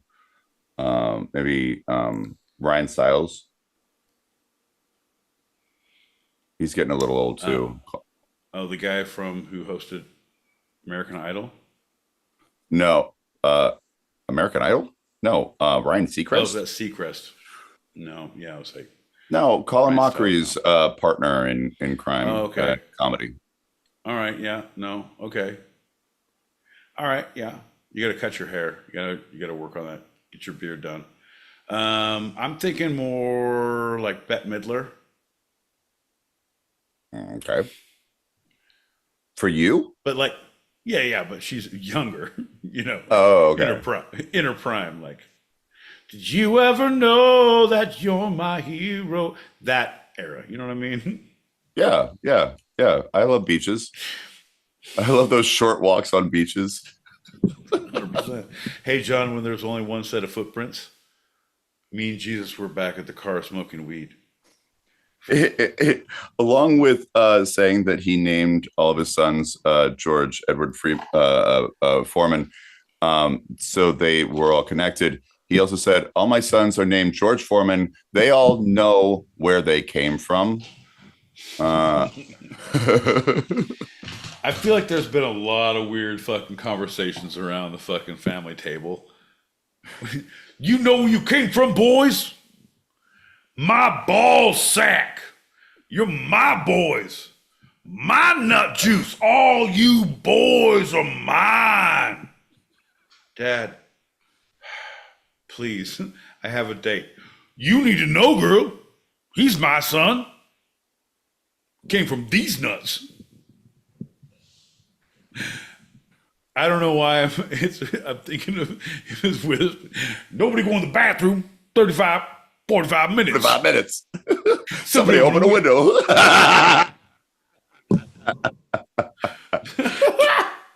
Some of the chicken wings and all the fries you can't.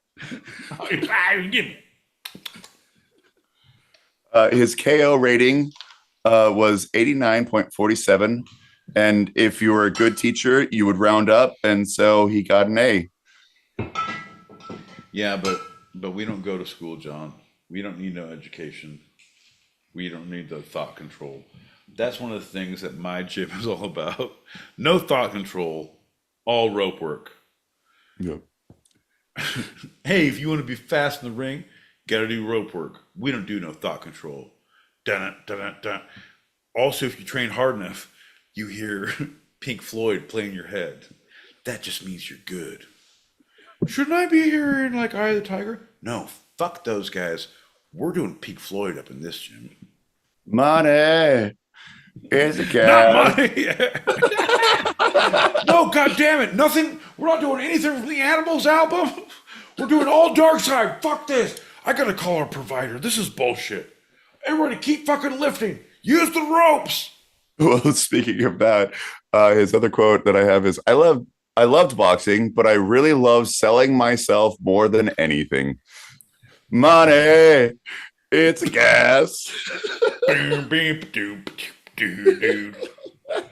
Climb that bullshit. Get to the top of the pass. John. Full circle, bro. It's weird how we do a show every week, 8 p.m. Pacific, 11 p.m. Eastern. That's right, folks. It's 4 a.m. Greenwich Mean Sandwich time. If you have been across the pond on Wednesday mornings, I don't know why we're here. I don't know what we're doing on this crazy ball called Earth, floating around the solar system. But what I do know is we're going to be here next week. What I do know is you should tell your friends, tell your coworkers, tell your goddamn parole officer, we're not going to be late. Will you? No. So we got one more guess for you. When did I sorry, spoiler alert, I guess it's time because we're at the end of this segment. George Foreman is dead. What? You guys realize that if you have one of the original grills or one of the original sons named George Edward Floyd Foreman, that you can trade it. Like if you get one of the originals, right? They're worth a lot of money now. Yeah. When did he die, my boy Pete? I'm going to go on a limb and say too soon, John. Too soon.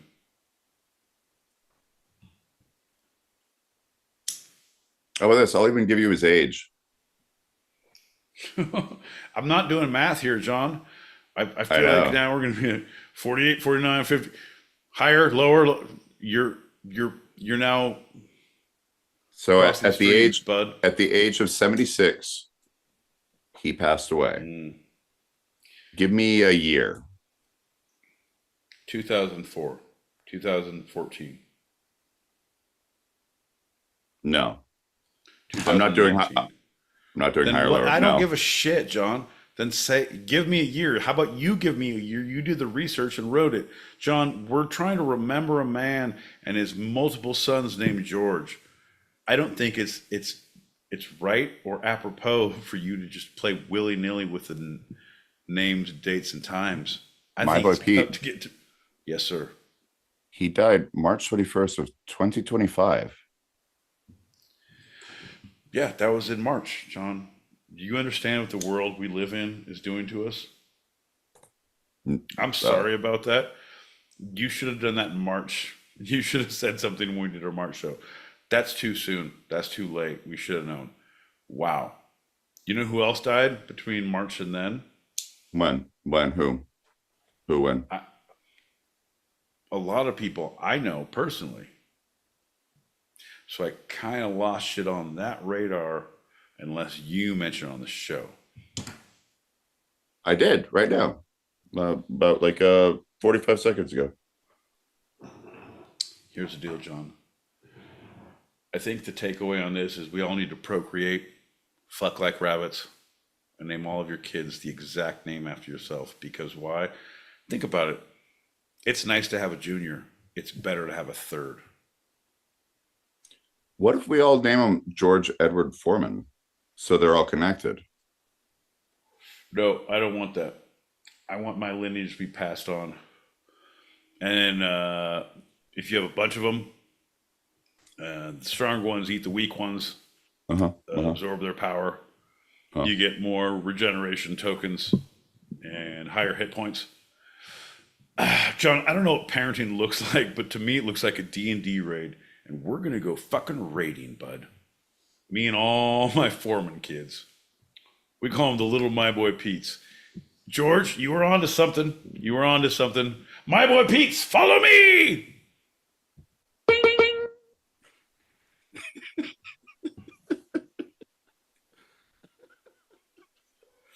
My boy Pete, we're going to transition from the mean green grilling machine and into our next segment. What do you feel about that? Yeah, I'm good at that. We have a few packets, but you want to wait to do because we have the short, and then the next segment. We have two. I'm down for whatever. I'll follow your lead, fucking John. I'm a young foreman looking for some guidance. Yeah. Should I be a boxer? Should I be a trainer? Should I be a butcher, a baker, a candlestick maker? Tell me, Pops, where should I go? We should go to a shot if you haven't loaded that yet. I don't usually drink, but when I do, it's with you, John. And I appreciate you taking the time away from your busy schedule to have a moment, to have an aperitif with me. Mm-hmm. John, I don't drink often, but when I do, it's all the time with John. Cheers, buddy. Bing, Cheers, bing, buddy. Bing. Bug out. Because we are going directly into our next crash can of iniquity down the stairwell of justice round. You're trying your best. I'm gonna come in hot. I'm gonna fix your problems if you don't want to fix them, because trash cans don't have inequity, and there's no stairs that have justice bringing the inequity to a halt. John, the world we live in, trash cans need to fly free down any stairwells they need. And at the bottom, when they hit, we need to give them aid, give them time to heal, and figure out what they need to say. John, that's where I come in. I pick out the stragglers. I triage the scene, and I report back. Eyes on the ground, feet on the street. My boy Pete. Beat kids. Beat kids. Kids on the beat. Right.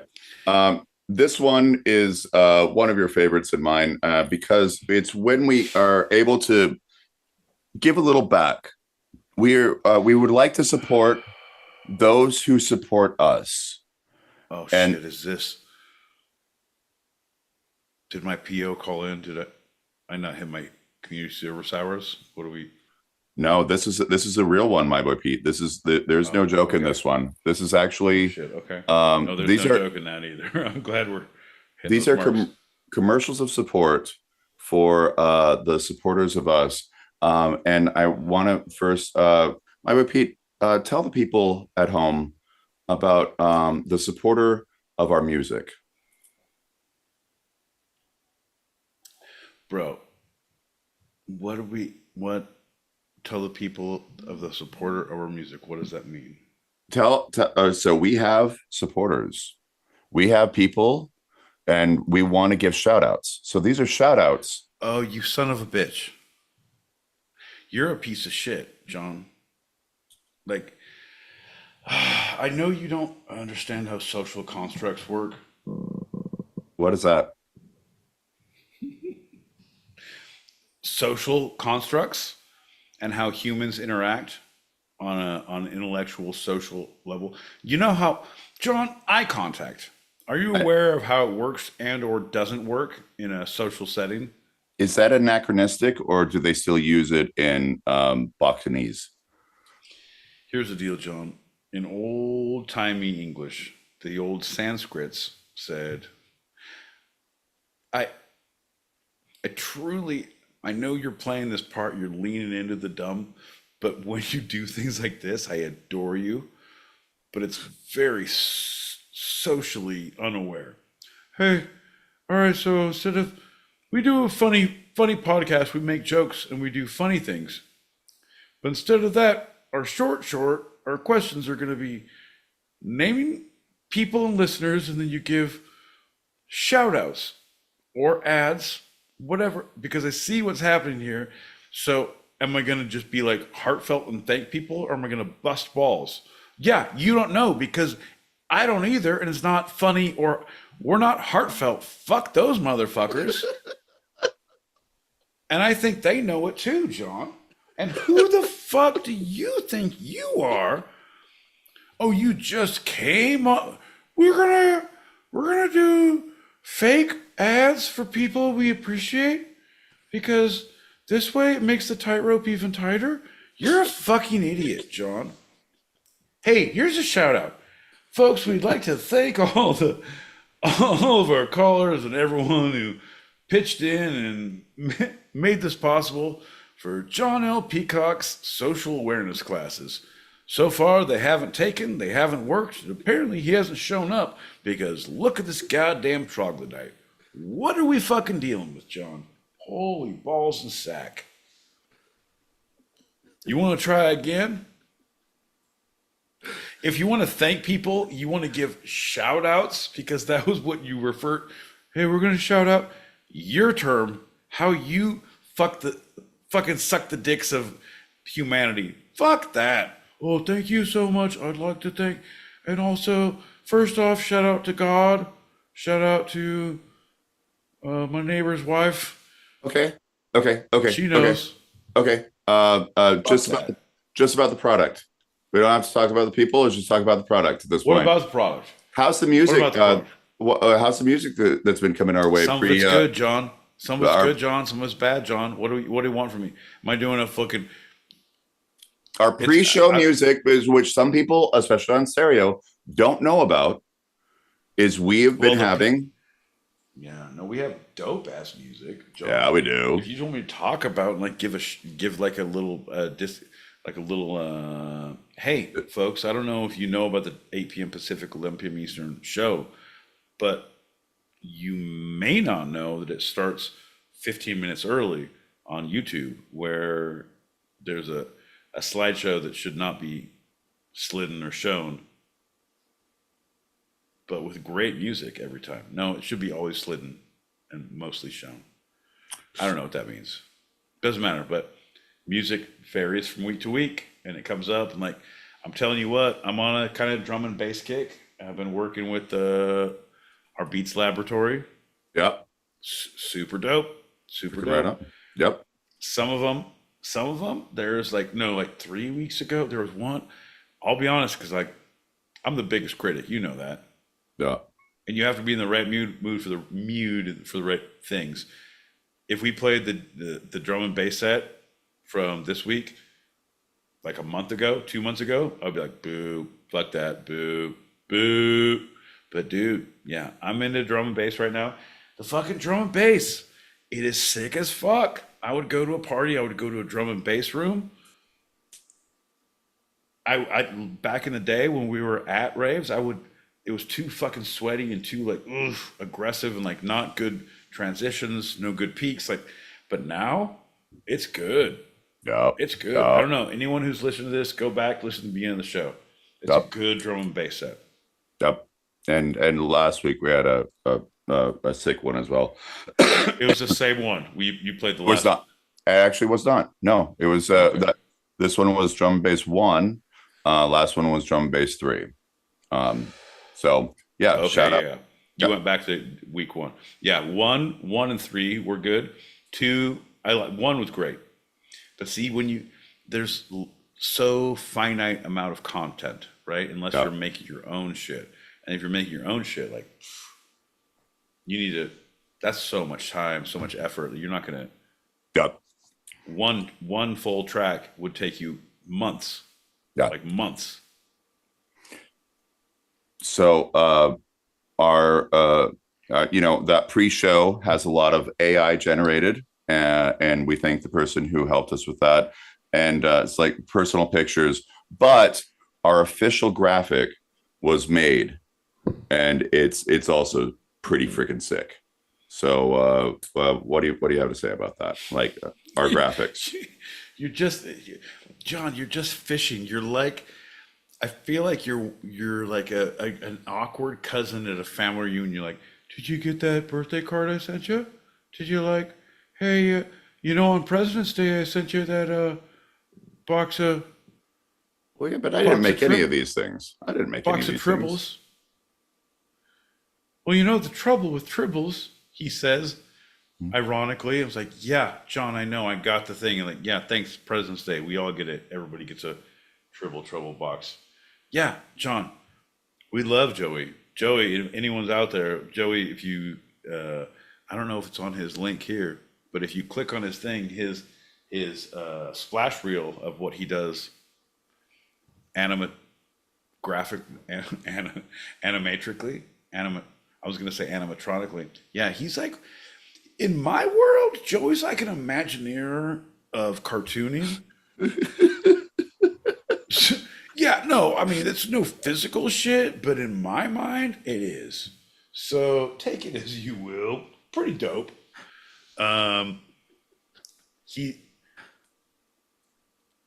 he did this shit for free, and it was amazing. And he spent a lot of time and gave like, we said, yeah, not this, no, not that, yes, this, no, and gave him all this fucking feedback, like fucking Shannon, Sherry. What was her name? Who beat George Foreman? Shannon, but also Yeah. motion graphically. Oh my God.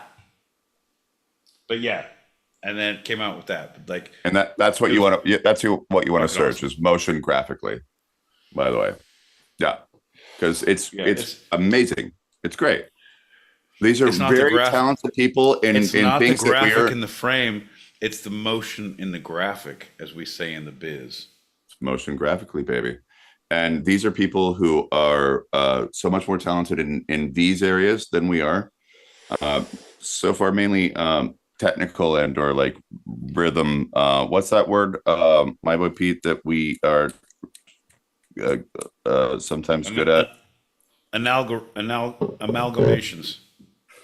And our next shout out is to our expeditions and boat cruises. Talk about those, my boy. Oh, these motherfuckers. I don't know if they're out there. I don't know if you hear me. Hear me now, believe me later. Fucking crazy Captain Scott's ocean expeditions are something to behold. Those are going to be big in the next season, but we're not saying there will be fish. We are saying there will be expeditious expeditions and excitement to be had. We just went out on the last trip on the last season. Saw a fucking whale within 20 yards, 30 yards that breached from us. We saw two giant different pods of dolphins that were swimming with us as we were on the boat. I caught a yellowtail. It was great. And it's a crazy Captain Scott's sea voyages of expeditions. So the world is your oyster, as long as you're not allergic to shellfish and you're willing to pee off the boat. You cut a yellowtail. Isn't that like a cheap red Australian wine? Yeah, no, I was like, I had this fucking kangaroo label on, make it all the way over here. We had to use the gaff. I was like, don't break the cork. I keep that for memories. Yeah. Oh, look at this, boys. Hold it up bigger. It looks like a bigger Shiraz. Look at this. Look at that Shiraz.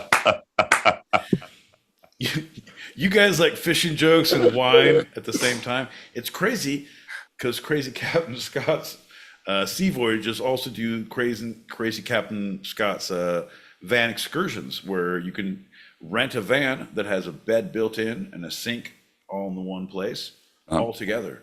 And Or the sink is in the bed. it's called a water bed, John. We don't know how it works. Don't bring your cats. That's all I'm gonna say. Yeah. This place is full of catnip. We're about to explode from pussy.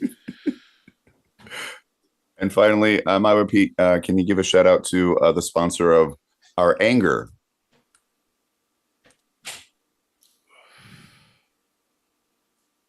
Say that one more time, please. Could after giving the shout outs to the sponsors of our music, our graphics, our expeditions and boat cruises, could you please finish this off with a shout out to the sponsor of our anger? Bro, our anger, like collectively, you and I, Like as a unit, as a two-sided pod, as a group collective. Well, the show's anger. You know what I mean? John, where to begin? Shout out to the Stereo Streets. Thanks for hosting and breaking all of our dreams since 2019. Thanks, guys, but also fuck your couch. You guys suck and make it difficult to work with soundboards. What else? Where to go, John? I think collectively, if we just say the two-sided, we say fuck you, John, collectively as a unit, because fuck, we are angry at you for bringing a lot of stupid shit to the party. No, but that's just even on my couch. No, as a company, John, you can take it up with HR. They said it was okay to say as a a press release, but also if you read lower, it says thank you for your service. We appreciate all you do, but remember you are mortal. I mean, I do bring the couch, my boy Pete. No, but remember you are mortal. Oh, okay. Oh, I'm sorry. Remember thou art mortal. Remember thou art mortal. Remember thou art mortal. Shut the fuck up. Okay, sorry. I thought you'd give a shout out to my couch at least. Holy crap. No, John, here's the deal. You bring a lot of furniture to the party. Sometimes it's inappropriate. We're a high class act, right? We don't need all the ottomans and the duvets. We don't need John, we're a good, clean American two-piece dinette set kind of a show. Mm-hmm. I'd like to approach the next questions as such. And folks, on the Labor Day sale, you can say two-sided pod and get that 20% discount at your local furniture dealership. And that's how we go into our short. My boy Pete, tell them what the short is. Short is something we should have said, but we shouldn't have said earlier. Short is when John gets a segment from one specific source, from one specific topic, does no research, which is, well, I'll be honest, pretty much what he does on the rest of them. No, that's not true.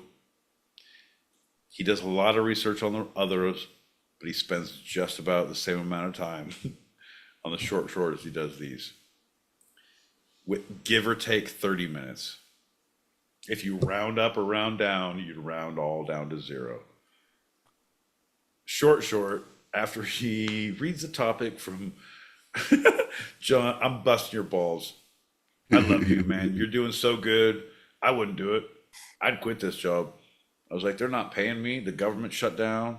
I'd be like an air traffic controller, like, yeah, I think you're good. Back it up. Ah, shit. Sorry. You're doing Lord's work, John. You're you're a valued employee of the two-sided pod. And Sharon in HR is going to see you with a severance package. I mean, a letter of discontent. No, it's a winter of discontent, Sharon said. It's a cake in the theme of the winter of the it's a literary cake. She says she loves your writing, and it's a layered cake. It's a sheet cake. She made cupcakes. Sharon made cupcakes and likes to read. Sharon is autistic too and wants to talk to you about it. Sorry, we don't.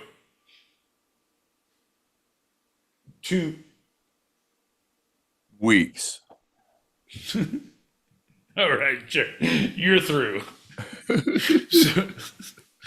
So I guess what the question is what is this short? It hasn't started yet, but it's about to be better. John, tell what we got. All right. After 5 minutes, he kind of derailed himself. After 5 minutes, the timer will go off and we'll put a little button on it because he never said that part. Didn't say that.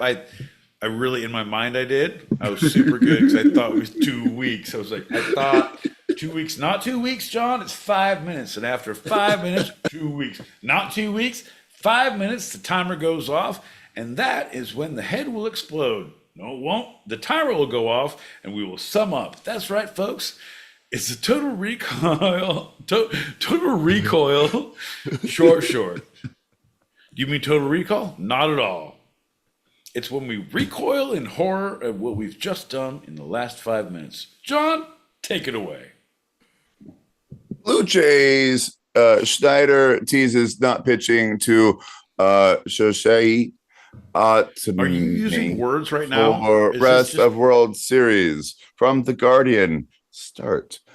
After watching Shohei Ohtani baffled their pitching staff during Game 3 of the World Series, the Toronto Blue Jays hinted they may be done pitching to baseball's biggest star. I can't hear you. You dropped off. Where'd you go, bud? Folks, if you like what you heard, if you don't understand John, you can keep talking on the stereo or on the, on the YouTube. Like, you can use your words still. Like literally, as you're trying to do that, I can't hear you, but you can continue to talk. You need to go on stereo. Right. Folks, this is one of those special times when John wasn't able to pronounce normal baseball player names, and the whole system shut him down. Said no, or it could be the black cat. It should be, shouldn't be. John, why don't you turn your thing on? You got to use your words, bud. I'm. There you go. Can you hear me? Because on your, at least they'll hear here, right? You know what I mean? All right. So you are live. Sometimes you feel like a nut. Sometimes you realize you're dealing with a true nut. Oh, did he leave messages already? Hey, bud. Are you back? I'm not sure. Am I back? Yeah, you're back. You should, just for future reference, pal, when that happens, you got to keep talking. I was actually. You couldn't hear me over the YouTube? No. I couldn't hear you at all because I'm on mute. Remember? Right. And so I turned you off of mute so I could hear you. And I was trying to respond to you because I was not on the show. I was kicked out of the show. But no, I 100% saw that. And I'm looking at you, and you didn't look up and make eye contact, and because I was trying to do that. I'm just saying, think about it like, oh, it's the show going wrong, and the stage curtains are falling, and things are happening. You have to look at the sidelines, and you have to make eye contact at that point. So, because I didn't see your mouth moving, and I was very much talking. Okay. It's nice to be back on track. The Blue Jays manager, John Schneider. When pitching goes wrong and Don Schneider says, you know what, I can't eat birds anymore. I'm more of a pescatarian. And a Blue Jay could love a Marlin, but where would they make their home? Well, folks, that was at Game 3 of the World Series. No, Game 2. No, Game 1. No, it was 3. Doesn't matter. 3. Which created a 2-1 differential. So yeah, it was Game 3 that created a 2-1. How many innings did it go until? I just truly, I heard it like it was 13 or something stupid. I can be honest. Higher. Oh, fun. 16. Higher. 18. Yes. Okay. It tied for the most. Yeah, that's great. I don't care. I haven't watched baseball. After I found hockey and I found soccer or football, truly watching the Premier League and the different and you learned about relegation. and you learn like, fuck, that's what we need in the NFL, bro. You learn all these things and F1 and anything. Holy shit! And now you watch baseball, like, oh, okay, and okay. It is the most boring fucking game. It's just fucking ridiculous. I got off of work at 2:30 and went to a bar before I got on the subway home, and the game was still on, and I thought it was a repeat. I thought, oh, that's interesting. And then I looked, I said 18, and I touched the person next to me, and they said, don't touch me. I was like, no, that's cool. And I was like, am I reading that wrong? That's the 8th inning. And he's like, no, that's the 18th. I was like, holy crap. And then the game ended. Just like this segment. Don't touch me! Oh, that's an alarm. All right, folks. That's the story. We all realize we have personal boundaries. Fucking, our segments are way too long. Ah! Back to you in the studio, Sean. We're going to do a shot in our final segment. You son of a bitch. That's fucking hilarious. Folks, if you like what you heard, if you don't know why you like it, you might have a problem. There's a support line. It's called the Two-Sided. Every Tuesday, 8 p.m. Pacific, 11 p.m. Eastern. That's right, John. 4 a.m. Greenwich Mean with Standard Time. If you happen to cross the pond, and if you're in the stereo streets right now, you can click that link above your head and see us on our YouTube channel, where we're here at the same time. Did I mention the time, John? I think I did. We're not going to go into it. We have things to do. We have places to go, John. We have people to meet. We're men of valor. Scholarly men. Houses smell of rich Corinthian leather and walnut. Shall we proceed with our shot, sir? Good day. Good day. Good day. Bing, bing, bing.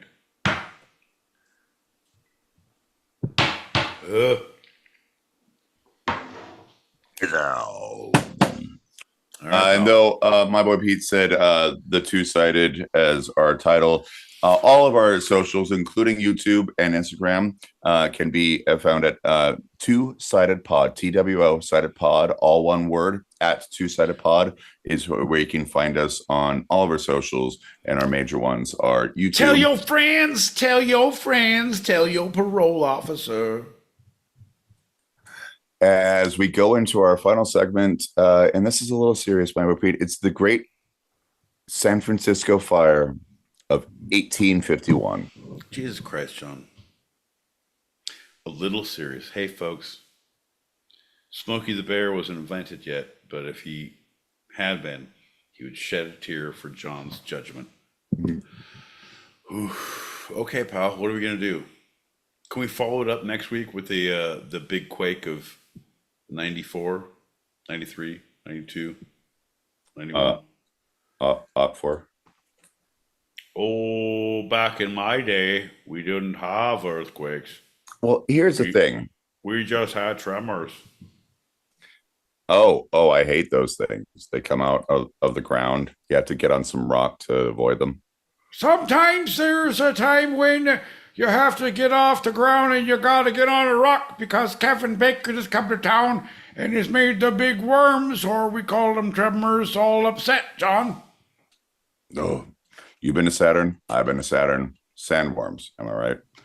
Anyway, the Great San Francisco Fire, 1851, was the worst of 6 fires the city endured during an 18-month period. Okay, everybody, can you please stop playing with the matches? The whole idea, welcome to San Francisco, here's your matchbook, has to stop.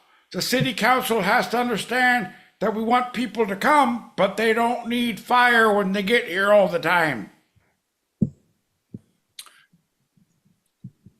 Starting December 24th, hey, Christmas Eve. 1849, ending June 22nd. Hey, some other date, 1851. The big one, there was a siege of fires in San Francisco, the most destructive on May 3rd into 4th of 1851. Arson was suspected. They ultimately found out that it was a guy tamping out his pipe that caught fire on some straw and set the world ablaze. Yeah, no, I always think about that because shit in Southern California, there's been so many fires all the time. And some people make by mistake and they know and like, oh, I'm so sorry. And they try to get help and they try to put it out and they report it and it still goes. But then other ones, there was one where a garbage truck caught fire, like the garbage in the truck caught fire, and the guy freaked out and like, and just dumped the load, like just dumped it. I don't want the truck to catch fire, and it caught the whole field, and the field jumped the freeway, and it got a whole trailer park and killed like 3 people, but it demolished the entire park, and like it was like, so he got jail time of like negligence, know, man. That was a stupid. Fire is so dangerous. Stupid decision. Stupid decision, but you look at your environment, right? And at that point in San Francisco, it was just a tinderbox. Everything was made of wood. There was a lot of straw. And the winds, because of the hills, the winds, and the bay, right? Everything. Right. There's always winds, but it'll climb up. So the whole thing, you're just waiting for it to happen, right? Yep. That's why they're so angry now, the San Franciscanites, because they went through all that shit. They had fucking the fires, yeah. They had the rice-a-roni, yeah. They had fucking the 49ers. Well, yeah. Right? They're an unhappy group of people, John. What are you going to do? So writer Frank Marriott described what he saw that day. Quote, "The memory is confused in the recollection of the shouts of the excited populace, the crash of falling timbers, the yells of the burned and injured, the clank of the fire breaks, the hoarse orders delivered through speaking trumpets, maddened horses released from burning livery stables, plunging through the streets, helpless patients being carried from some hospital and dying on the spot as the swaying crowd, forced back by the flames, trampled all before it." End quote. Jesus, bud. I'm glad. Well, not end quote, because you enunciated a few different. You acted out. Because the first thing you said, I said horse orders, and you're like, horse orders. I'm like, oh. First thing, we're going to go out and they're going to suck everybody's dicks. And then we're going to charge them $20 a suck. And then we're going to make an empire, girls. We're all going to get paid. Shannon? Those are the horse orders. Shannon, your segment is over. Shannon, you need to go. Oh my God. If we don't suck dicks and get money, I'm going to punch a guy in the face. Fuck you guys. All right, girls, let's get out of here and let him finish the segment. Sailors could see this fire from miles away on the ocean. As much as 3/4 of the city was destroyed between May 3rd and 4th. Of which city? Whose city? San Francisco, baby. Not my city. Oh, San Francisco. All right. 3/4 of the city. Yeah, but they're resilient people. It's an immigrant-based people. We work hard. We party harder. And all that sea life, John. Hey, I don't know how this to do with anything, but hey, the fire burn for a period of about 10 hours between May 3rd and 4th. Between 1,500 and 2,000 houses were destroyed. 18 blocks, the main business district was destroyed. Major buildings that were business district. Yeah, right, yeah.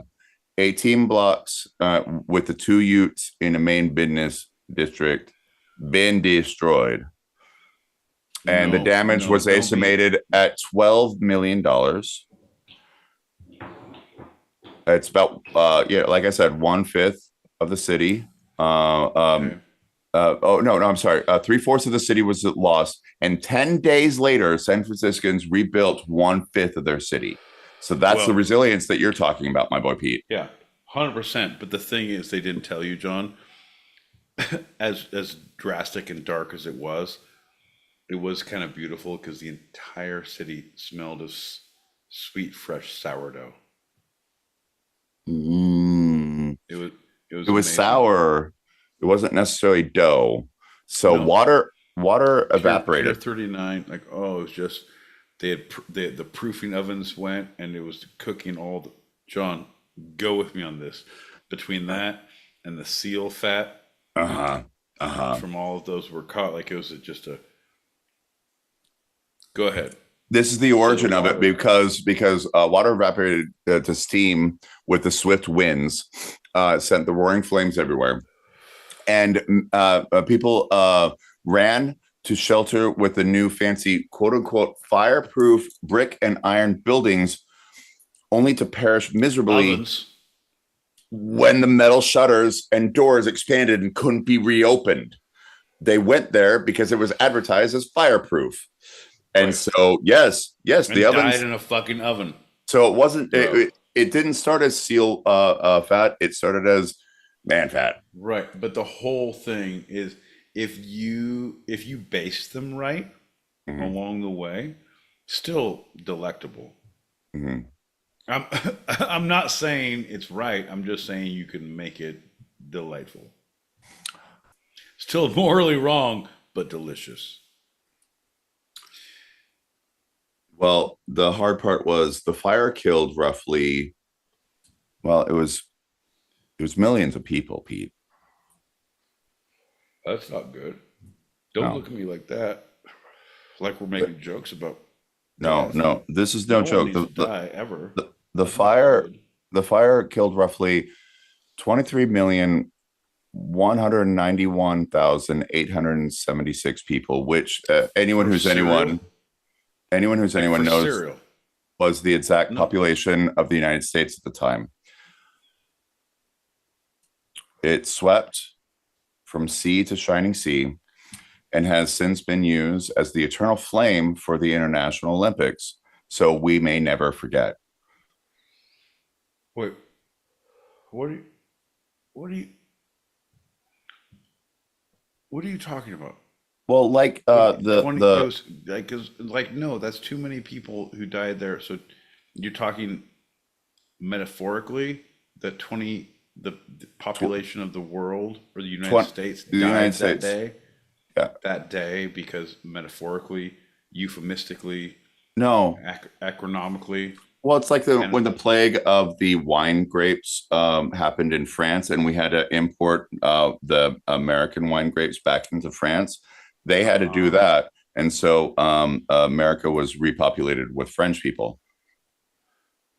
I literally weep for the future when I think that you might be part of the populace dictating where it goes. What are you saying? Use your words.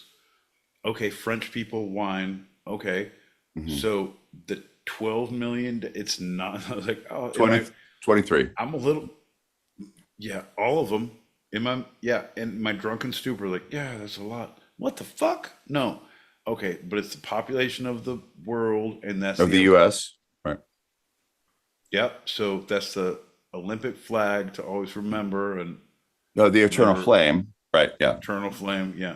Yep. Right. Flock of Seagulls, I think, said it best when he said, "Look at this hair, isn't it neat?" Well, this is a misnomer. Some people believe that Billy Joel's song "We Didn't Start the Fire" was inspired by the San Francisco fire of 1851. But as Billy points out, that fire had been always burning since the world was turning. The actual fuck is happening right now. I'm I'm gonna try and follow you, but you need to keep talking if you're gonna get through this because right now you're not making any points with me. I'm confused and angry. I'm like a bear who woke up from a goddamn hibernation. I'm ready to lash out, John. Make it through if you dare. This now is your goddamn fucking trial. I could repeat that final paragraph or go into sources. Is that what do you want? Is that your final? That was literally your final paragraph. Then yes, motherfucker, repeat it. Okay. The fire killed roughly 23,191,876 people, which anyone knows was the exact population of the United States at that time. It swept from sea to shining sea and has since been used as the eternal flame for the International Olympics, so we may never forget. Some people feel Billy Joel's song, "We Didn't Start the Fire," was inspired by the San Francisco fire of 1851. But as Billy points out, that fire has been always burning since the world was turning. And that's it.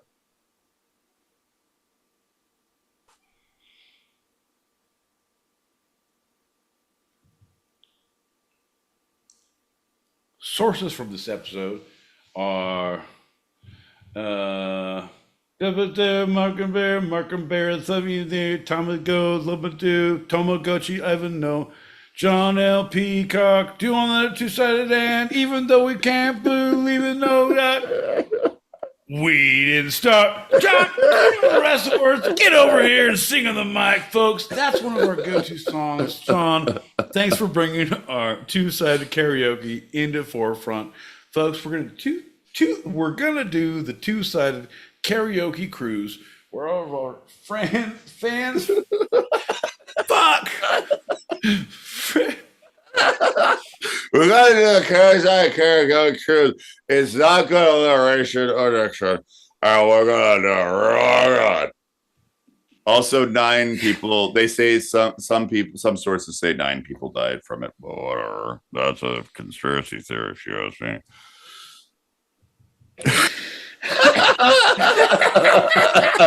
All right, number 1, fuck phonics. All right, who needs enunciation? Right. If we just think about our words, we can use them better as weapons, John. Also, 4 people dying on the karaoke cruise. Yeah, it's expected. That's just because of the shrimp that turned at the all-night buffet. John, we've seen it 100 times.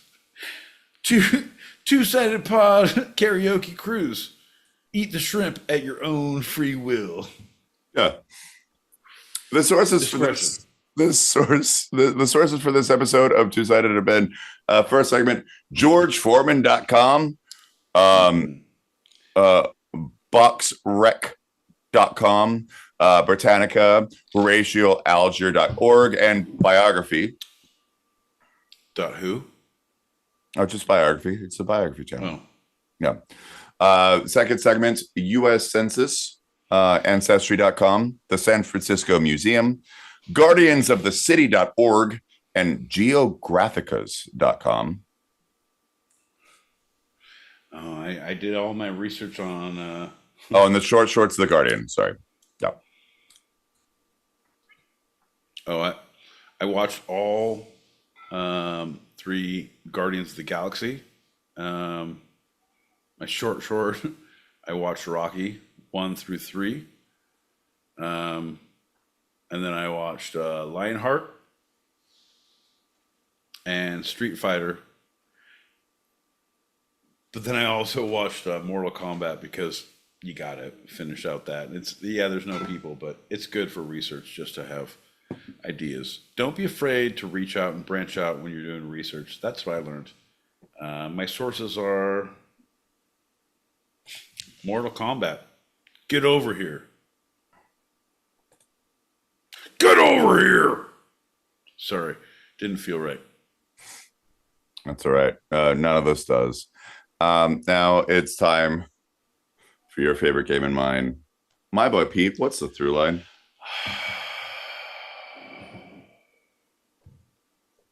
Well, it's George Foreman. We got the Blue Jays saying they ain't gonna pitch to Denver no mo, and not Denver. Sorry, Dodgers no mo. And second segment, the great fire of San Francisco in 1851 that killed the entire population of the U.S. I really need you to think about your words and say those once again, because I was here for the show and none of those words rang a bell. So get concise and don't stutter over them, and tell me what those 3 segments were. Got it. George Foreman.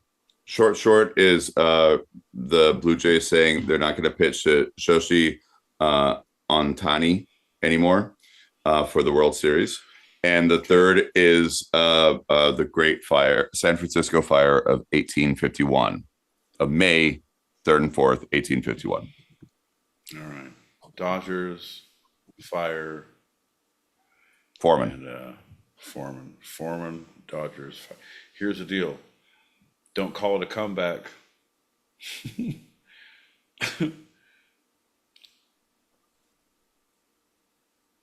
We've been avoiding our opponents for years, burning them down, putting suckers in fear. John, I believe LL Cool J once said it best. No, that's Foreman, Dodgers, Fire. Mm-hmm. Hey, with every failure comes a fire-ass project. With you, if you have the right grill, your Dodger dogs will be fire. How about that? Yep, that's my final answer. Final answer. Grill, Dodgers, fire. Yep. That's it. My boy Pete, you are correct. We all have a fire inside us.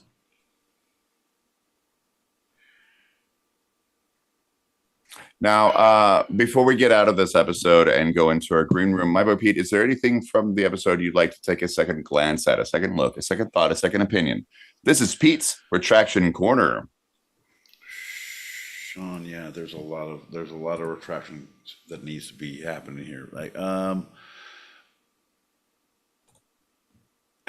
needed to give you more time to talk about the short, because literally you stuttered over 2 words and said Blue Jays and Dodgers and stuttered 2 words, and I just ripped into you and have no idea what that was about.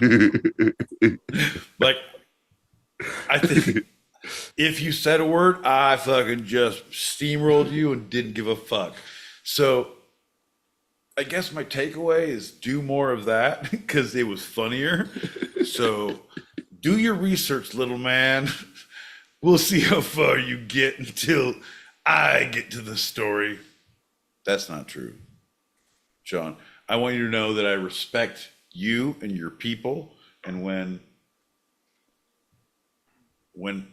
anything happens and they get here to retrieve you, and if you get an officer position, just let them know that I'm one of the good ones. Okay?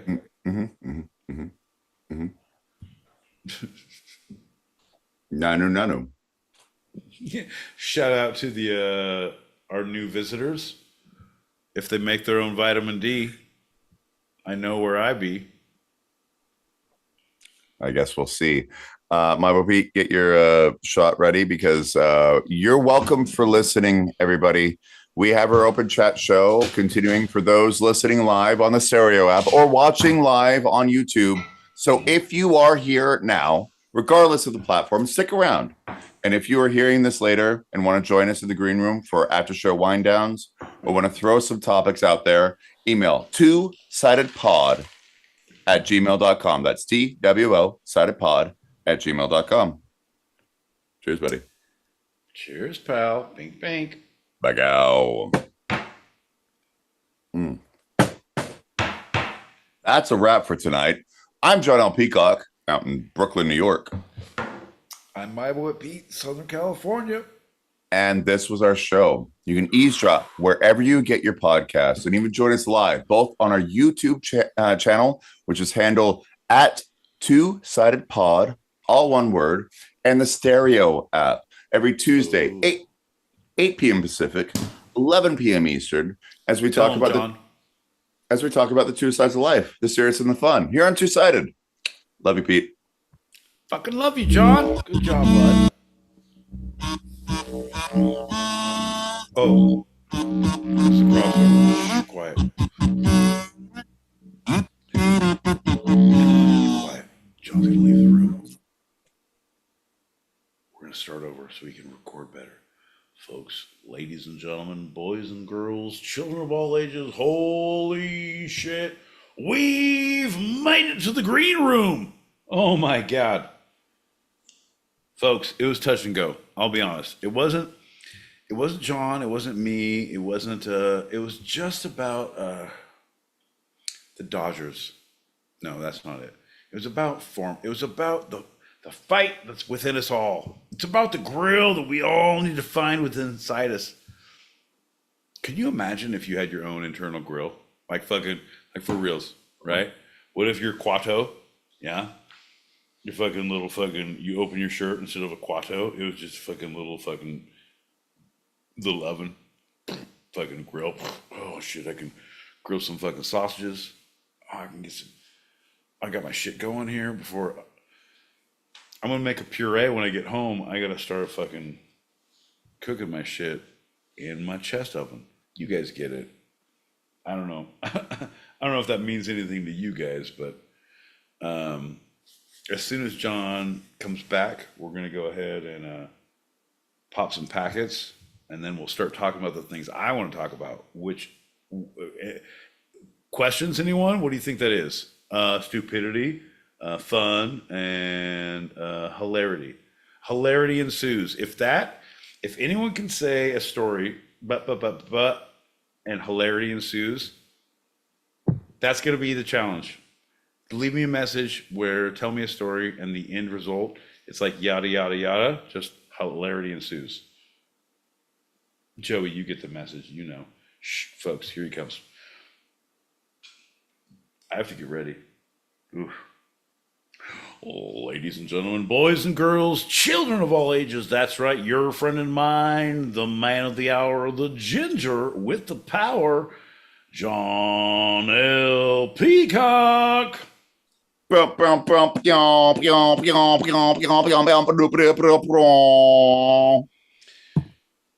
my perfect world, I would have you prepare some big symphonic button press that you press, and it's just like Thor coming through, or like Conan the Barb, like bah, bah, bah. Just like a major chord or something, but you use your mouth every time. There you go. You're welcome. There you go. One of the things we do here, folks, is we have fun. What is fun? We just don't know. But what we're going to do is we're going to figure some of it out. John, if you want to turn the do the yada thing. Yada and the thing and the stuff, and then and then I'll do my thing, and I'll come right back as quick as possible. Yeah. But when you do, bud, remember how you can stay on the thing and you still talk where you're normal. I don't know if it works. If it doesn't, it might not. I don't know. I don't know. At least change back. Yeah, change back when you come back. Yeah. That's a good idea. John gets it. He knows the fucking drill. Please, sir, can I have some more? Fucking this guy gets it. I think give a special shout out to Julie Proves.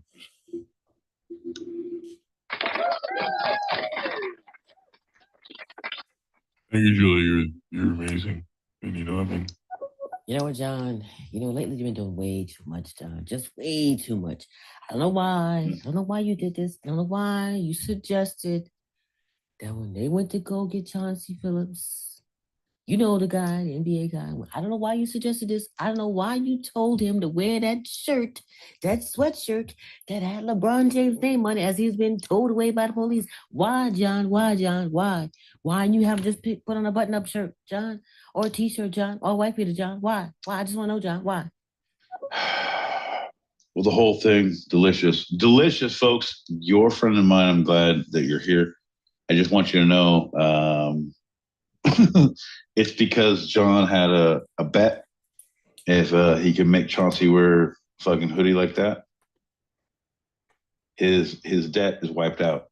It's a rough road when you're playing the fucking vig like that. John, you've been there.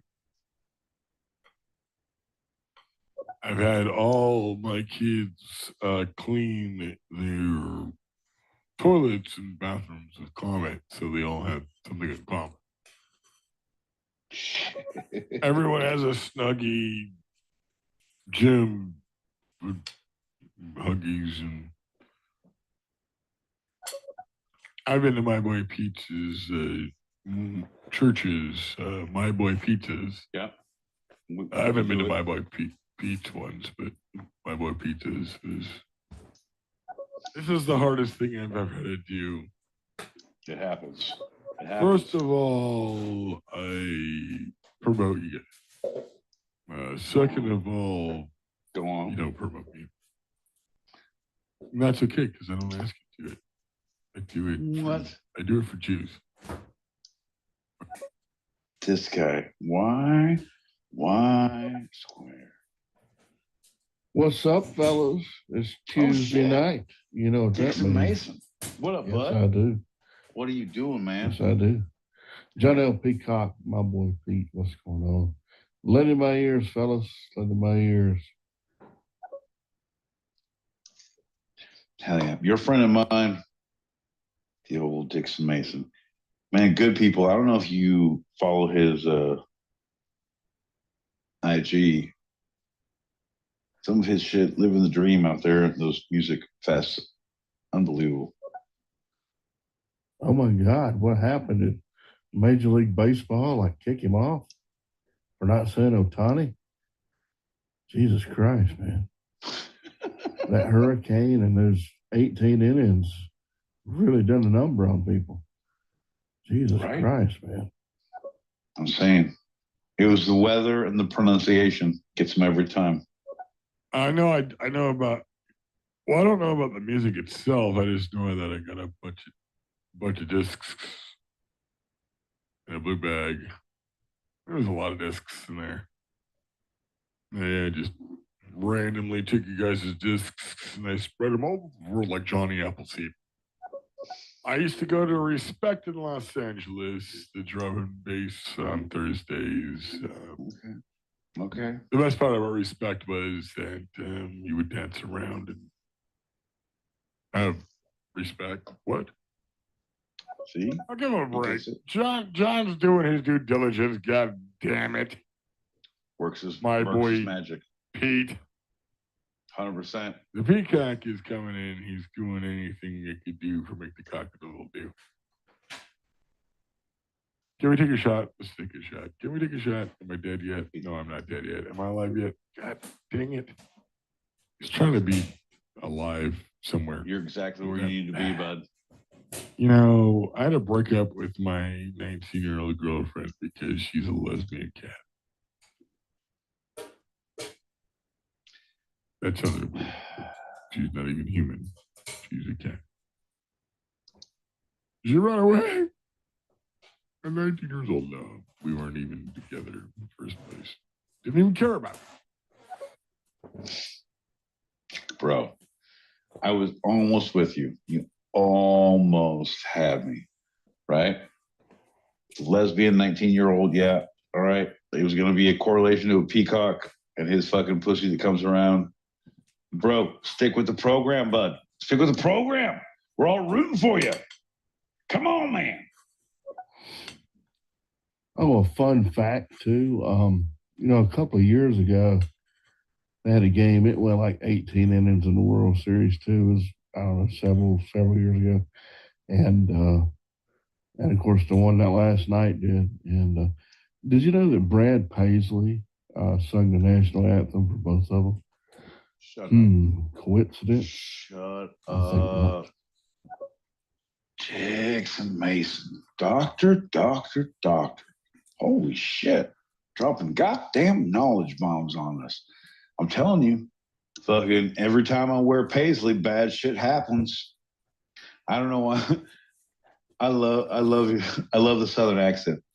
My sister doesn't have one. She lives there, but all of her people do. And I talk to her friends sometimes and like, how do you not code switch? Every time I talk to someone, I want to talk a little, because it seems easy. It's a little more. I'm like, God damn, every time I wear Paisley, bad shit happens. Fucking cummerbunds, goddamn penguin jackets, and a goddamn Paisley vest. Them motherfuckers get me every time. And Brad, you do it too. Oh, Jesus. Bro? I love that John Peacock touched the buddy and they're like, don't touch me. And you're like, no, it's okay, he said. No, my boy Pete, I don't remember what time frame this is on. Can you please reiterate it for the United Staters and the cross-uponners? Oh, thank God someone asked finally. 8 p.m. Pacific, 11 p.m. Eastern. That's right, Y Square. Why not tell them again? It's 4 a.m. Greenwich, Meanwich, Sandwich time. If you happen to cross the pond, doesn't matter. Enunciation doesn't work here. We don't hold you to it. Tell your friends. Tell your parole officer. We'll be here next week. The Billy Joel song, We Didn't Fart You Liar, what I love that she said at karaoke, I'm going to be like, do you believe in come after come? I love that there's only 4 of us. And I'm the one, I'm going to take a U-boat. Can I take the U-boat next to A who boat? the boat? Because Why not? a couple of, let's say, foreigners. I had a breakup with my 19-year-old girlfriend. Trying again. Go on. Fix it. Was never really, well, I was never really with her. Fix it. My wife found out. God damn it, dude. This son of a bitch. Fuck you, man. You're like Peacock. You make me angry like Peacock. When you have your comedy, you work this shit out. Don't use us. Don't use us as a fucking sounding board. I appreciate you. I support you. Everyone needs a voice, but fuck that. Work it out, bud. I'm with you, man. But fucking Peacock, talk to him. This one specifically was inspired by you because I feel you have a fire in you. I don't know what it is that fuels that fire. I have a few guesses, but you're the fire, my boy Pete. I appreciate it. And that's what's kept us going for 4.5 inches. Fuck. Love you. This guy. Love you. Oh, boy, oh, boy, oh, boy, oh, boy, oh, boy. Just when you think that the sun was shining down and hurting your eyes and causing you pain, just then a savior comes to town with a hat so wide, cast shade. It's like a trust tree. All are safe under the brim of John L. Peacock, man at law. John L. Peacock, man at war. He's a Portuguese man at war. You mean a ship? No, I mean the aquatic animal. Have you seen the George Foreman commercial where he grills a man at war? Man of War? No, Minotaur. Oh, from He-Man? Yeah, him. John, sorry, I was riffing right now. Howdy, partner. Howdy, How man. you doing? You have George Foreman has his grill fire. The Dodgers pitcher batter who is amazing. Everyone, even the Blue Jays manager, has to admit he's got a fire, and that's why they won't want to pitch to him anymore and just walk him in the World Series. And he's announcing that. And then the San Francisco Great Fire of 1851. How about Pete? You got a fire in you. Well, John, I have an idea, and for $400,000, I'll give you 10% of the company. I have no prototypes. I've sold no units, but it's a really cool idea, and I thought of a cartoon. Okay. So it's going to be a cup with a hole, but when you put something inside of it, it turns on like a heater, like an incinerator. Like you can cremate small animals if you wanted to, but that's not what it's for, John. It's for roasting hot dogs and marshmallows on the campsite, but you're holding it in your hand. Hey, hard day at work? Don't worry, you can have a weenie on your break. Remember how good it was when you had your kids, Jim? Yeah, I do. That's right. It's a weenie in a bag. It's a s'mores and a schnitzel. Wait, John, what's the product? I'm talking to you. John, it's a fire full of cup. It's a cup full of fire. It's an engine. It's a trash can full of iniquity down a stairwell of stupidity. I didn't make the rules. Wait, I'm just trying to answer questions. It's like the cup of pizza that bankrupted pizza in a cup, right? Exactly.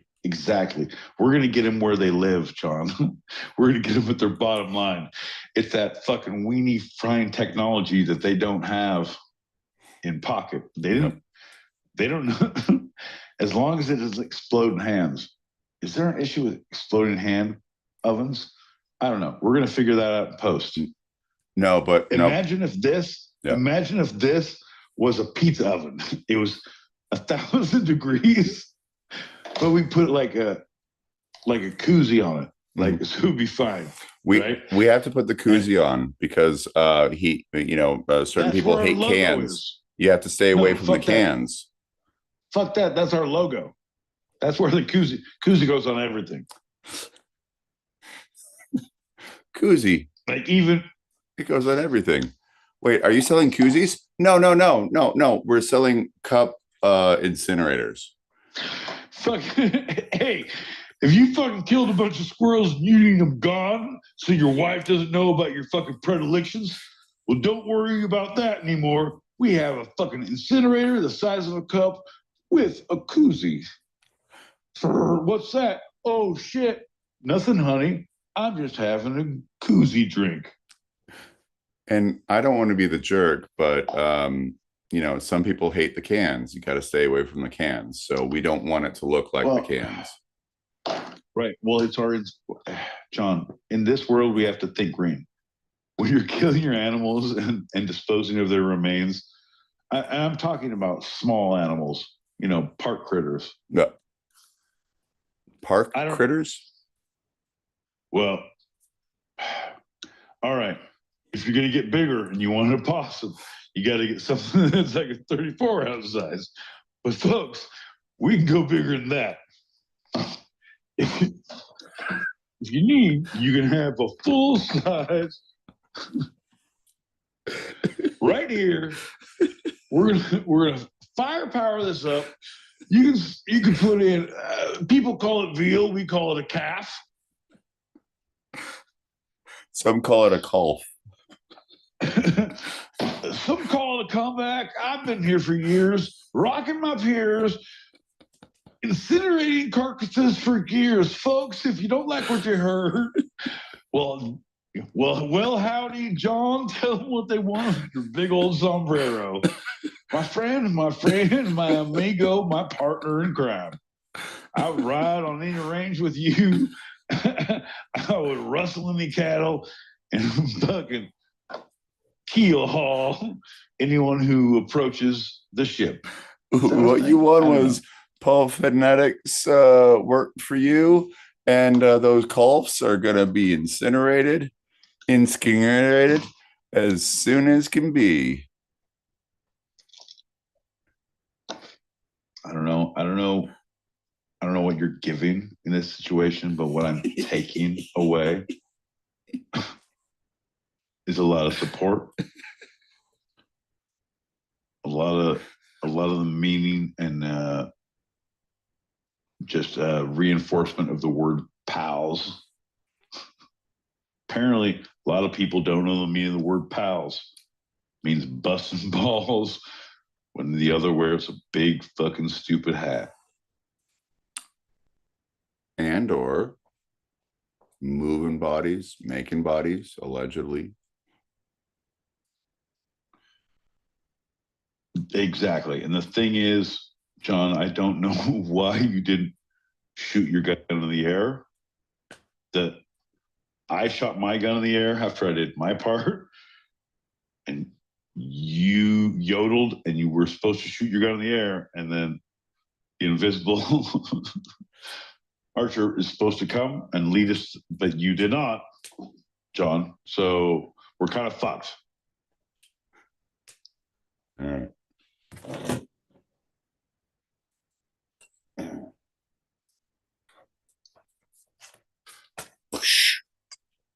Oh crap. This is one of my favorite things I've ever seen in my life. I feel like we're watching one of those shows where someone really loves Indiana Jones and they're going to recreate it scene by scene with their Zoom camera in their living room. John, we should do that. Let's pick one scene from one movie, and we're literally, between you and me, just fucking nickel and diamond. Your fucking hat and mop. Me and Einstein. Let's make a goddamn film. If you have some swords and I have a gun, I can do that one scene. Oh, I have a sword, John. Great. A sword. Show me how good you are with that sword. John, it's going to be sitting down, holding it up. So we're not moving around. We're more of like stage actors. We're more like it's more of a table read with props, right? A semi-stage reading, props, if you will. Right, yeah. Yeah. Everyone bring your favorite things, and you can bring them with you when you stand up and read from your podium. Okay. So show me your... Think about that. Show me your sword prowess, and we'll finish the scene from Indiana Jones. Oh, the sword, like that. That's the sword. No, that's not a sword. No, it's like a scimitar. It's not a scimitar. It's like it's a different kind of. It is a sword. It's a type of sword. It is a. You're a sword. I don't know. It's a wide. Throw me the whip. I'll throw you your idol. And then you're dead, and that's cool. And that's the end of the scene. Great, we did it. Throw me the Zen. I'll throw you the lighter. There's no time. Throw me the Zen. I need to fucking get a little like. I'll throw you the lighter. You need to fucking spark. Come on, let's go. Goodbye, Dr. Jones. Oh, fuck that. I'm gonna get the Zen. Dun, dun, dun, dun. Get my Zen. Do tobacco. I'ma live today. Fuck your couch. Who's the first?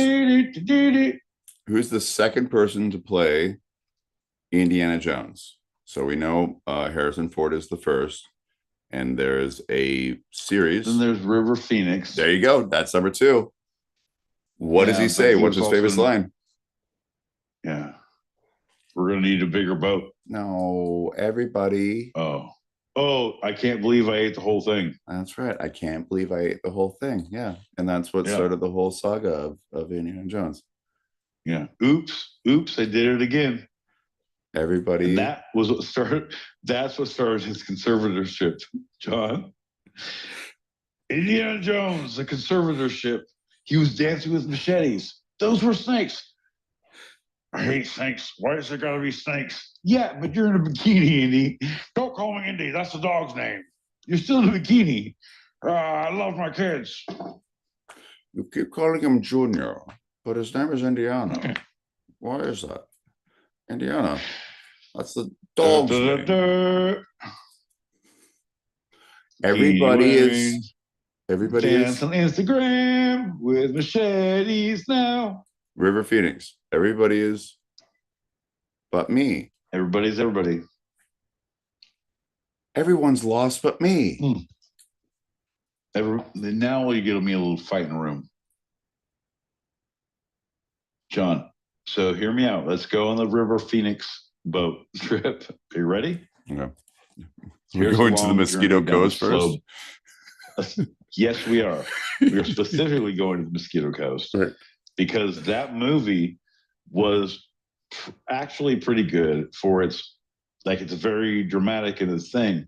But Apple TV has done a two-season series on Mosquito Coast, which is fucking amazing. Look that shit up. Put that bee in your bonnet, and don't mind if you tip your hat to the ladies along the way. Who were the people in the original movie? Harrison Ford, River Phoenix. Right.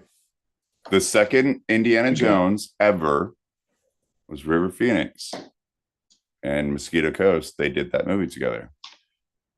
I got a bad feeling about this Viper Room. That's a different movie. Don't do that. Don't do that. That's not nice. Too soon. Two-sided. Too soon. Yeah. Two-sided. Two-sided, bro. Two Star Warsy. Another River Phoenix. What's the one that you quote that I haven't seen yet? A Night in the Life of Jimmy Reardon. What's the quote? I know it because you say it. You haven't said it recently, so remind the audience. What is that quote? I come back from a pit of pimps and whores. Bear with me. I'm just making this up as I go. So good. My Bo Pete, do you want me to give a little insight on my my acting career? No, I know. Okay. Pop that back. Oh my God, what have I just walked into? Pete's about to unsheath his mighty sword. Woohoo! I'm sorry I'm late to the party. As you know, the clocks went back in the UK, so it meant I had to get up at 3. I've not been very good at getting up, and I can apologise, but I do love you very much. 3. Okay, thanks. Let's go back to this talk of mighty weapons. Woohoo! Oh, thanks, King Charles. Bonk. You're getting her all fucked up on the time zone and medieval sword sheathing. Oh, once again. Effort. Mother of pearl. Sweet Caroline. Hey, when does daylight savings happen in the US, my boy Pete? Oh, to me, it happens right now. I feel it inside of me. It's happening this weekend. So right now they're 3 a.m. We were incorrect as we said it for this week only, but this coming Sunday morning at 3 a.m. Fun. Friday night, Saturday night, right? No, Saturday night? Saturday. Oh, Sunday morning. Yeah, Sunday morning at 3. Yeah. Yeah. So Saturday night at midnight for me. It's everything revolves around my world, John. It's midnight. No, it's not midnight. It's 3. Yes, it's 3 a.m. for you. Oh, really? They do it all at the same time? Yes. I thought it was stagnated. No. Every time zone. I didn't grow up with it. I'm from Arizona. I don't know about this. No, John, the thing is, you're a child wandering into a movie with an Indiana Jones hat. You don't know whip from a fucking Shinola can if it bits you in the ass. John? I ain't no jerk. Sensuality is a skill you learn out on the range when you're herding cattle. It's not something that's grown on a podcast, my friend. Julie will know about that. Let's see what she says. That's not a knife.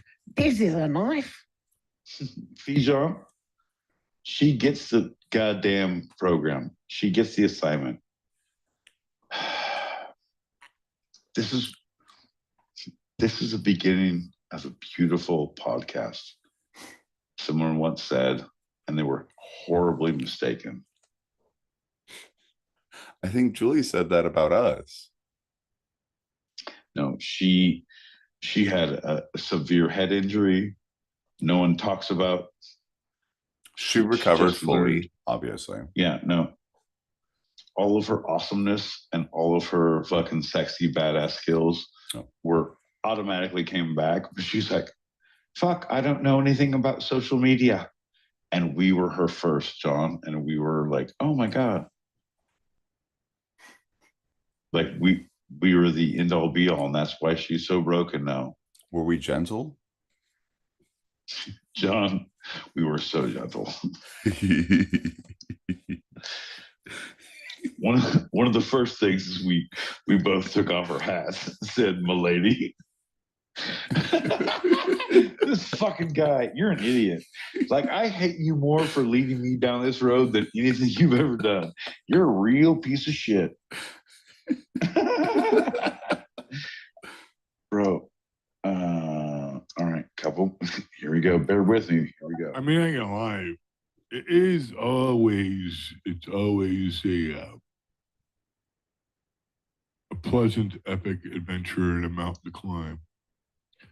And then we get into the green room and it just goes into the fucking toilet and garbage and shit. What? And we just consume and we pretend like we like things here. It's like it's just diarrhea now. What? John, you are so fucking happy. Well, what are you in charge of, my boy Pete? I'm in charge of getting autographs of Randy Jackson on everyone's swords who comes to the conference. Randy has a specific time where he signs things. And if you bring, and he says specifically, a scimitar, a dagger, a broadsword, a saber, a foil, a katana,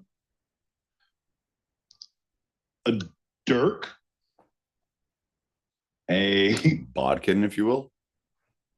Well, he actually said Diggler, but I think he was being a dick after that.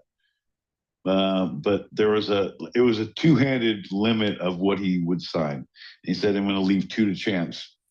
So bring to the table what you will, and I will sign away. And that, John, is how I got my katana signed by Randy Jackson. Mona gets it. She understands. She got the fucking assignment. When there's swordplay at hand, only American Idol judges will count as points. You did your thing. You did your thing, bro. Keep going. I have a sword as well. I don't know. My boy Pete, should I show the people my sword? No. Oh, okay. Well, then we're gonna pop a packet or 2. Pop a packet or 2, guys. I think it'd be great if there was like angels playing trumpets that are butts, but they're like little baby angels. Like and a Chime cherubim. would just be like between the jigs, but like between the stinks. Like a cherubim. A cherubim butt. It's like a cherub. Like a cherubim. Safe Farm is there. I mean, dude even knows what's up. He says the Y squares. He knows what the fuck is up. Why is everybody's got a hard time with the Y squares? Come on, it's easy, Y square. Why? Oh, what were you saying? That's not a dagger. This is a Bowie knife. Was it? Yes, it's a David Bowie knife. That's what he named himself after. He named himself after the knife.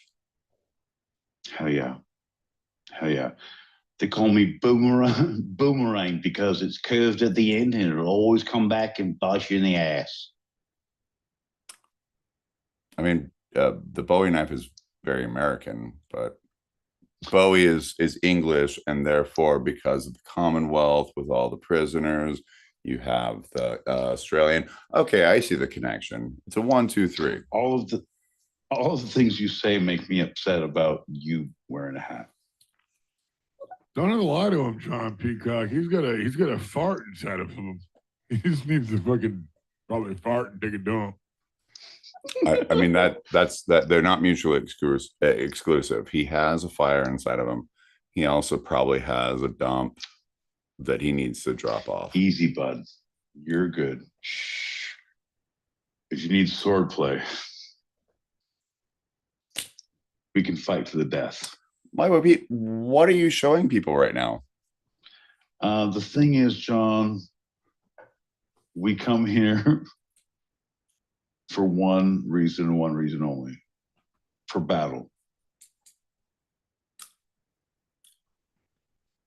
I don't know if you've been watching One Punch Man, but One Punch Man has been watching me. If you could have any great movie, anyone out there watch Bun Roku? It has Woody Harrelson, Josh Hartnett, Demi Moore. And it's like after it has all of the inner scenes are like origami and like done with pop-up books of like paper mache and shit. It's really dope, but it's like the world has gone to shit, so there's no more guns, so no one can fight anymore with guns, but everyone can fight with swords or knives. So people can run the city with swords, and if you want to challenge whoever's winning, you can go and challenge them with whatever. And it's fucking dope because it's kind of like Shaolin, kind of like the old kung fu shit, but new age, like very avant-garde, very like, ooh, highly recommend. Anyone out there, Bun Roku. So what were you showing us? What? I wasn't showing anything. What do you mean? The sword.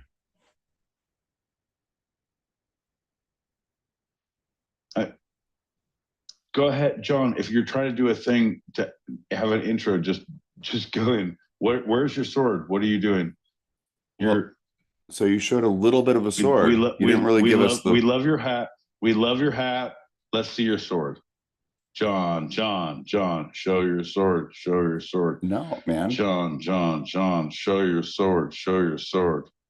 Let's see the rest of yours. You gave us just the tip. John, you're literally killing me with this. Like, please, you're making a deal about it, so do it. Do it. I love you. Go. No, I'm good, actually. Perfect. Ooh, it balances really well. Oh, my cowboy hat reeks of fame and glory. It's from Randy's Western Wear. Randy's Western Wear. Exactly. That sounds like a nightmare just waiting to happen. I broke down somewhere south of the Carolinas when Randy's Western Wear truck pulled up and said, "Hey, y'all need a ride?" Well, that's when all the shit began to go wrong. It's actually a chain across the West. A very fine Western wear. It's good to have Western wear, John. Well, I've talked about this before on the show. No, but... no, I know, but I've talked about this before on the show. I'm very specific. I grew up in the country where trucks were needed. I now live in the city where nobody fucking needs a truck. It should not be. You don't need a fucking truck unless you are working or hauling something or have a reason to haul something on a day-to-day basis. I agree with you. Because maybe I might help someone move every couple months. Fuck you.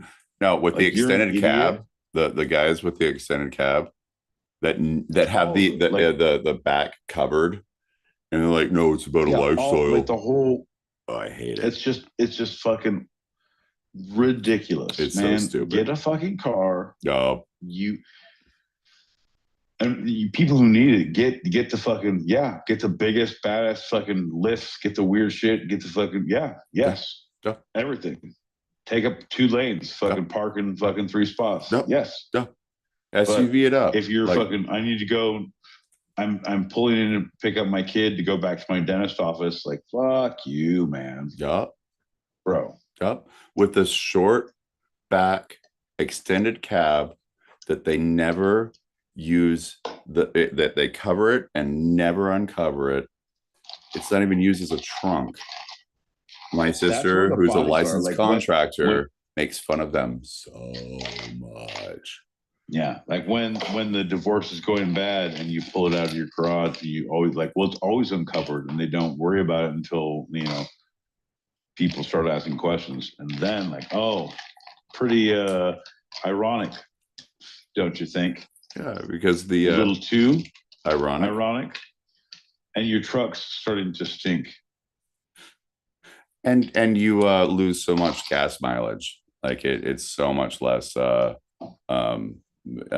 Miles per hour, dude. At this point, well, it's fucking ridiculous now. So, you can find it. You can find low here, like 410, 405, like 395. I was down in San Diego a couple of weeks, like last weekend, and it was 605 a gallon. Like, bro. What the fuck? And how? Yeah, okay. So if you don't buy your car and you're doing a lease on it, and like you're paying $600, $700 a month, all right, and now you have to pay like $700, $1,000 a month on gas just for a fucking car. Like, what? And this is the low end for California. It's mid. It's like we're. Like it's 450 is probably mid range. Have you seen 8? No. When I saw 7, one of the last times I was out there, that freaked me out. 6.5 is like, it's like we hover, but around here, like it depends on where you go. Like, if you're on the freeway, on an exit, near an airport, near a station, like if it's like the last one on the way out, you'll see some 6.5, 7. But if you live in the town, like, oh yeah, I'm just gonna go this street to this street to, oh yeah, it's just 405. If you pay cash, it'll be 399. Yeah, which is stupid. Low threes is the like kind of the hovering point. Like high 2s, low 3s is what we've been doing in New York, including the city. So it can be kind of half of what you all will do. Because I think 755. It freaked me out so much. I took a picture. I'm not going to take the time to look it up, but like, I remember that. It's like 10,000 spoons, and all you need is a sword. It's like meeting the cowboy of your dreams and then realizing he's a retard. It's like 23,191,000 8 p.m. Pacific, 876 people that died. He's autistic on as hell. On May 4th, 1851. But wouldn't you like to be what is it all? John's co-host? Wow, you're you're a special cowboy that only a mom could love. You're your little buckaroo who just needs a fucking hug and a pattern to go down. Sean, come back into the fold. There you go. You're doing the Lord's work. Come back in. Shh. You're fine. Oh, but what will he do now?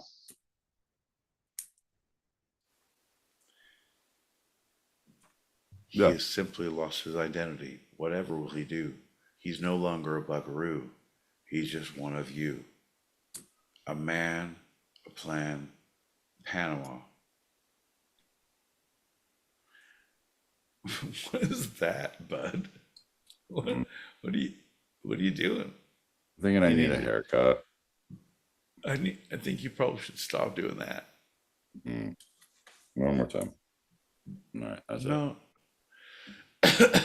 It's killing me because I feel like your mom. I feel like my mom. I feel like I have pictures of you, like where you look good. I'm like, that's not it. Whatever this is, it ain't working. I get it. You're a ginger with an afro waiting to happen. Great. Good for the environment. I am doing a play. How about if is it a play about ugly people? Yeah, I'm a farmer servant. I'm the gamekeeper, the one who breeds and protects the game on a private estate. So yeah. So I don't know. This makes perfect sense. No, you get it. No, you get a fucking haircut, and you say as you wish. You say for 7 years, I worked for the Dread Pirate Robert. Like as soon as they give you like just do monologue. Every night he'd say, "Good work. Sleep well. I'll most likely kill you in the morning." Until one day he came to me and said, "Would you like to be the new Dread Pirate Roberts?" And you start that whole thing and see if anyone takes on. If anyone says as you wish, John, yeah, you won't get hired again, but fuck this crew. If they're going to make you look like that, they're not your friends. Oh, that reminds me. So I used that thing. I never seen it in a movie, but you said it enough that I've just returned from a pit of pimps and whores. Bear with me, people. I'm making this up as I go along. In a audition for the complete works of William Shakespeare.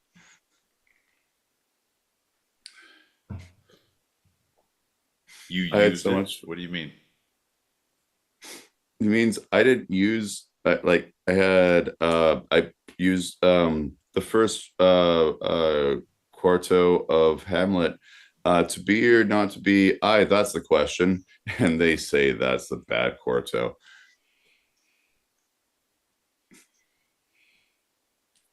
Does that not suspect my place? Does thou not suspect my years? Okay, maybe a little less Western. Oh, that he were here to write me down and ask pilgrims. Like I created something, and I made them laugh so much. They definitely did not cast me, but I had so much fun in that room. I owned that room for the first time, I feel, in any audition I've done. And it started with, I've just returned from a pit of pimps and whores. Bear with me, people. I'm making this up as I go along. Shakespeare, yeah, right. Interesting, John. You're a storyteller of the ages. You're a bard among peasants. You, sir, are someone we want around the campfire. I don't know if it's for storytelling or for meat roasting, but nonetheless, we'll keep you around. John. Holy balls, sir.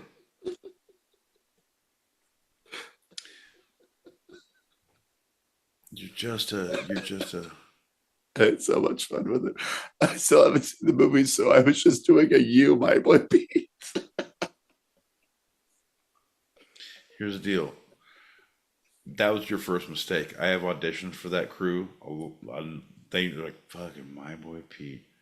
This is one of his Padawan learners. We can't have this poison in our crew. Number one, no my boy Pete. Number two, see rule one. John, hear me out. Like I actually, this is something I was going to question. I have a question for you.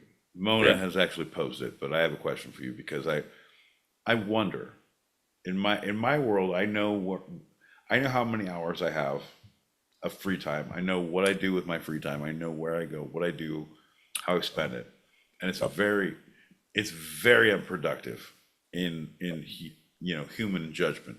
But in my world, it's very productive. I'm doing Lord's work. To me, when I ask myself, I say self, I say my boy Pete, I call myself, I say, what does John do? What does John do? Because he doesn't watch shows, he doesn't watch movies, and he stays up till 5 a.m., 6 a.m. He gets home, so you're looking at least 3 to 4 hours, 4 to 5 hours of free time, home by yourself, in the mist, in the ether. And you can say smoking and drinking, that is one thing. The only way you can kill time if you're like, oh, I smoke meth or I'm doing coke, like, all right, yeah, you're going to lose a few hours because that takes time. I mean, it doesn't take time, but it takes time, right?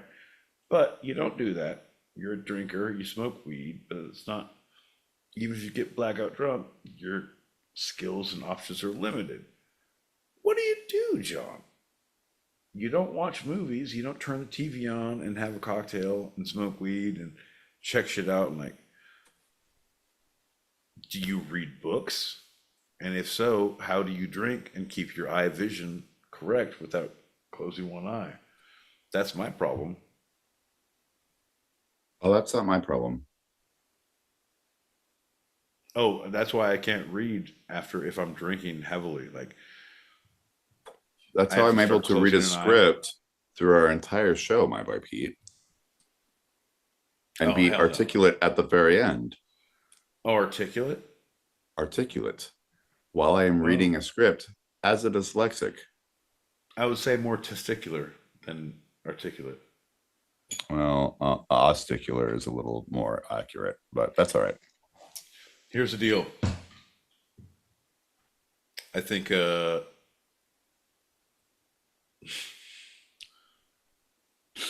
you want to go there? Nah. Nope, I don't. I love you, but I don't. But it's a good joke. It's a funny joke. It's a pertinent, timely, but no, John. I respect you. I respect our show.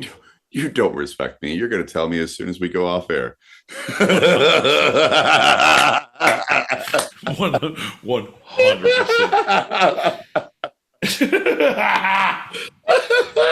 By the power of Grayskull, I will pull my sword from its sheath, and I will tell the truth. I got to put that back. Yeah. So, what do you think? It is 21. I think that we need to live more by Hammurabi's law and use our swords as they were meant to be used, John. Yeah. I'm mad about my bus being late. Let's see if my let's see if my Metrolink pass is transferable. Hiya! I see your Schwartz is as big as mine. Say it, John. It's a lost art. Did you ever see what is the name of the show? It was on Showtime, and it was like kind of Bunroku, but it was a series. The Asian guy who's like badass. Everyone had swords, and you had like plantations and plantation owners. What is the fucking name of it? God damn it!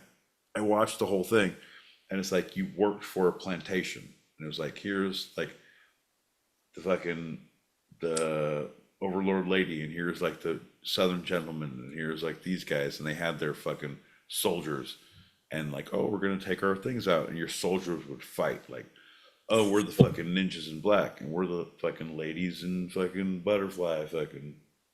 Full Nothing? discrepancy. Showtime is one of the few streaming that I never had, nor had as All a right, no. child, and Yeah, so but it's, no, I but probably it's a don't fucking, know it it's at on, all. It's on HBO now. It's like one of the It's on things. Like, HBO. Okay. everything is. I think it's a what it fucking who. Hulu. No, no. I'm going to come up with it, but the question is, John. We're going to go back. I'm going to circle back. What the fuck do you do with your time, John? Oh well, this one I'm gonna walk. No, no, My no, no, dog. no. I'm not. I'm not asking at this point. Yes, we can go through this night. It's now 11:30, 12, 1, 2:30. So it's 2:30. Usually go to bed at 5. Oh, okay. Well, 6, you know, sometimes like you're normal. right. Sometimes when it's we don't because do a I'm coming show. home from work. Yeah, I'm coming home from Right. work, and that's around the time Say I what have. time. Say what time you get home and how many hours you fucking fuck around, and what do you do with those fuck around times? All right. So on weekends, it's get home around 6:30 A.M. P.M. a.m. Okay. And I unwind usually watching something. As a default, it'll do if there's a new episode of John Oliver, Stephen Colbert. I've been getting to watch Kimmel because, hey, screw those people. He wasn't on my radar as much as he is now. Ba, ba, ba. It's about goddamn time, John. You see what the truth is like. Man show, baby. Swordplay is Man good. show. Right? Mm-hmm. Landman. They're Finished coming out with that. another season. I found that out. I thought they had a couple seasons, and I finished the first one. I was like, wait, that's it? Wait, that's it? Oh, okay. I have to wait till November. Suck. And then I watched Lazarus. I just finished Lazarus. Okay. And I found they're probably not going to come out with another season of that one because the creator never does that. Like, cool. Did you see I'm now finally into my buddy Jason got me onto his Dark Materials. I finished that a while ago. Oh, you're better than me. Okay. Then let's stay with new stuff. Have you seen Chad Powers? No. All right. That might be the next one. Super good, but it's week to week. The one that's out that I was into was Alien Earth. Okay. Like how many the seasons? fucking Alien. It's one season, but it's all out. You can binge the whole thing. Where? On Don't Hulu. say Showtime. Okay. Work. There's no Showtime anymore. There's no such thing as Showtime anymore. What about Cinemax? That's on Showtime. That's on HBO. HBO Max. Cinemax is on Showtime. Don't worry about it. Showtime. There's no Showtime anymore. John, they're all one giant conglomeration. Look at me. It's all on Disney Plus. It's all on Disney Plus. I've tried to give you access. I have access to everything. And if you are lacking, just say the word. Reach out, tap a fucking brother on the shoulder. I need Disney Plus. Yeah, it's. I don't. Okay, so I'm ignoring that. No, I have it, but I was looking at it because I have to renew my Hulu, which I got specifically for my mom and Justin. So I'm like, all right, okay, so I might as well get the Disney Plus. You can get the Disney Plus, the ESPN, and the Hulu all in a bundle and do a yearly thing. Like, yeah, it's fucking cheaper and I don't have to use anyone else's. Now I'm the king of my own domain because I fuck with Disney on someone else's account. The cat gets it. So to answer Moan's question, for me, after the show. No. First off, I gotta say, fuck you. to answer your question from earlier, greasy mullets, Armor Bear, full release. John, I was watching his Dark Materials. I was like, this is awesome. I'm an Armored Bear. We all need to get mullets and get greasy jackets. And everything else filled in the blanks of what I was seeing at that time when I sent that message. They call me Volcron. They call me Valtrex. I'm more of a herpes medication than a polar bear with armor. Call me Jimmy. Valtrex. Call Say me my Billy. name. Call me Bobby. Say my name. Say my name. I'm Valtrex. I'm a polar bear. In a very uncomfortable place. Oh, the back of a Volkswagen? No, That's exactly in a right. polar bear's den. Yarr. So back to Mona's question. John, what the fuck do you do with your goddamn life if you're not doing the two-sided pod, 8 p.m. Pacific, 11 p.m. Eastern? That's 4 or 3 or whatever the time zone may. 3 right now, before 3 a.m. normally, as of next week. John, we right don't now. need all the words. We do a conservation Eastern, of words. John, shut the fuck up. You're saying Western, words. Sandwich, meanwich This guy, time. he's gonna start a gang war. Or fucking. Okay, so mate with a club crowd girl from the actual question is after the show, so not any time beyond the show. Okay. What do you do? What do you guys normally do? Eat, sleep, etc. I normally take my pupper on a walk to my mogul. That means his partner. He puts her on a leash. It's consensual, so it's totally fine. He calls her his pupper. And we go to the local watering hole, which closes at 4 my time. And I usually, by the time after what I first do is download and start inputting our data, our shows into the computer. So that's the first thing. And the second thing is the walk. They think a computer can do my job better than I can goddamn do. Those motherfuckers. And the third thing is walk my dog to my local watering hole, have myself a usually last call round, and walk on home. And sometimes watch the TV, sometimes go straight to sleep. What do you do, Pete? So when because I think all of the things you say are bullshit. So you go have a drink, you come back and then either watch TV or go straight to bed. But if you don't go straight to bed, you turn the TV on and watch something. Yeah. You're a liar and a fat mouth. Okay. John, I got shit to do tomorrow. So what I usually do is have another cocktail and I curse about what you've done to me. Like, this is gonna go viral. People are gonna see how angry I am when John does this. No, that's not it. After the show, usually I can't just go to bed, so I'll go turn on YouTube and watch. I can't watch a full show. I can't commit to a thing, but I can watch some bullshit. So I'll turn on some YouTube bullshit and watch a thing or two, and all right, fair enough. And then, no more. I don't drink anymore, but I'll have another smoke.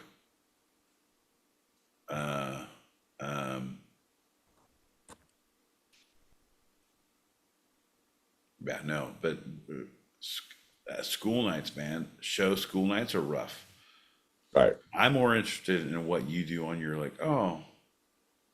I have nothing to do nights. This is my night off, or I get off work at 10 p.m., 9 p.m., 12 p.m. I never get off work at 10 p.m.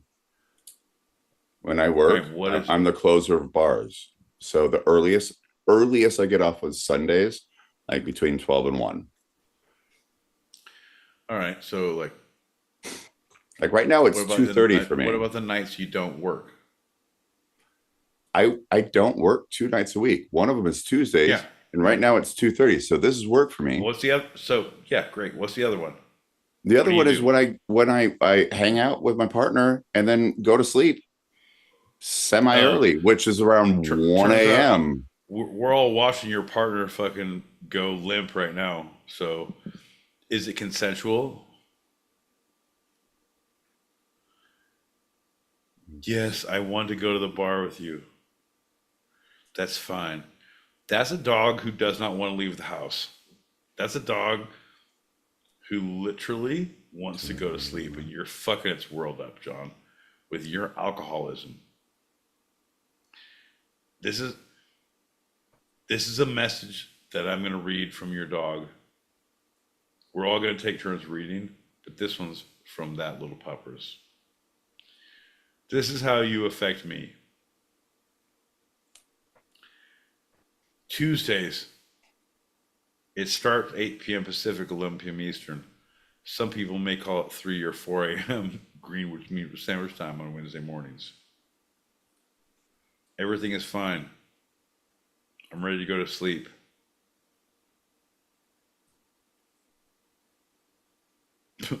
But then all hell breaks loose.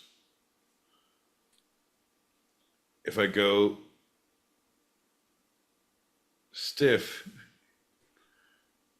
he'll leave me alone. God damn it. He's taking me to a bar again. Could be worse. Could be his partner. She is adored.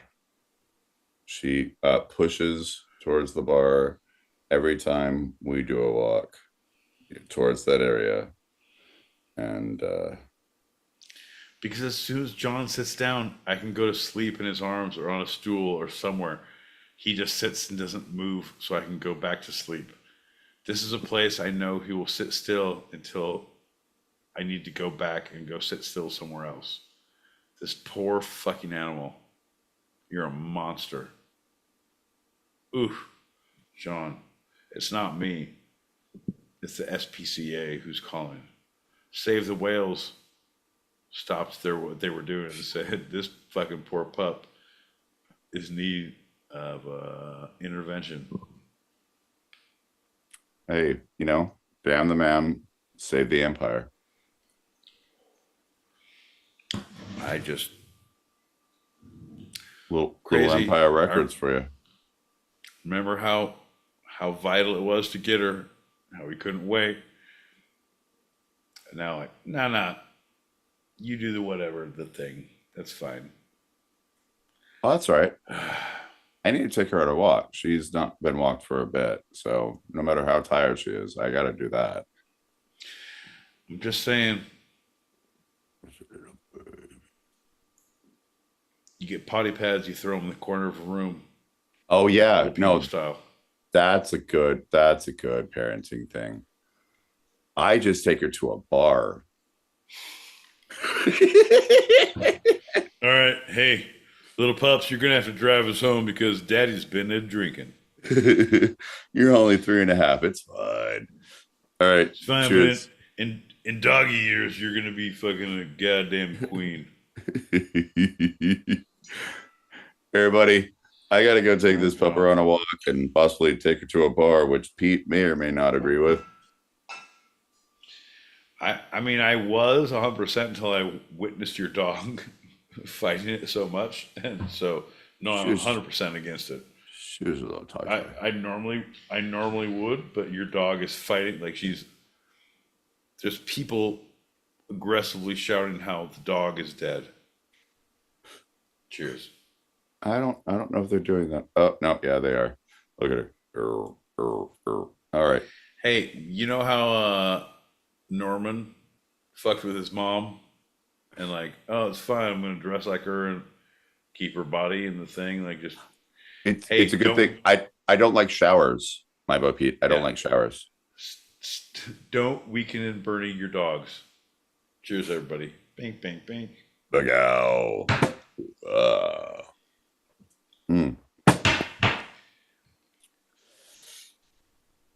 Oh, you should know.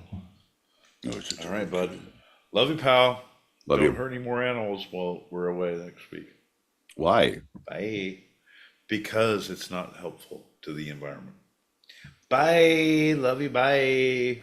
We go.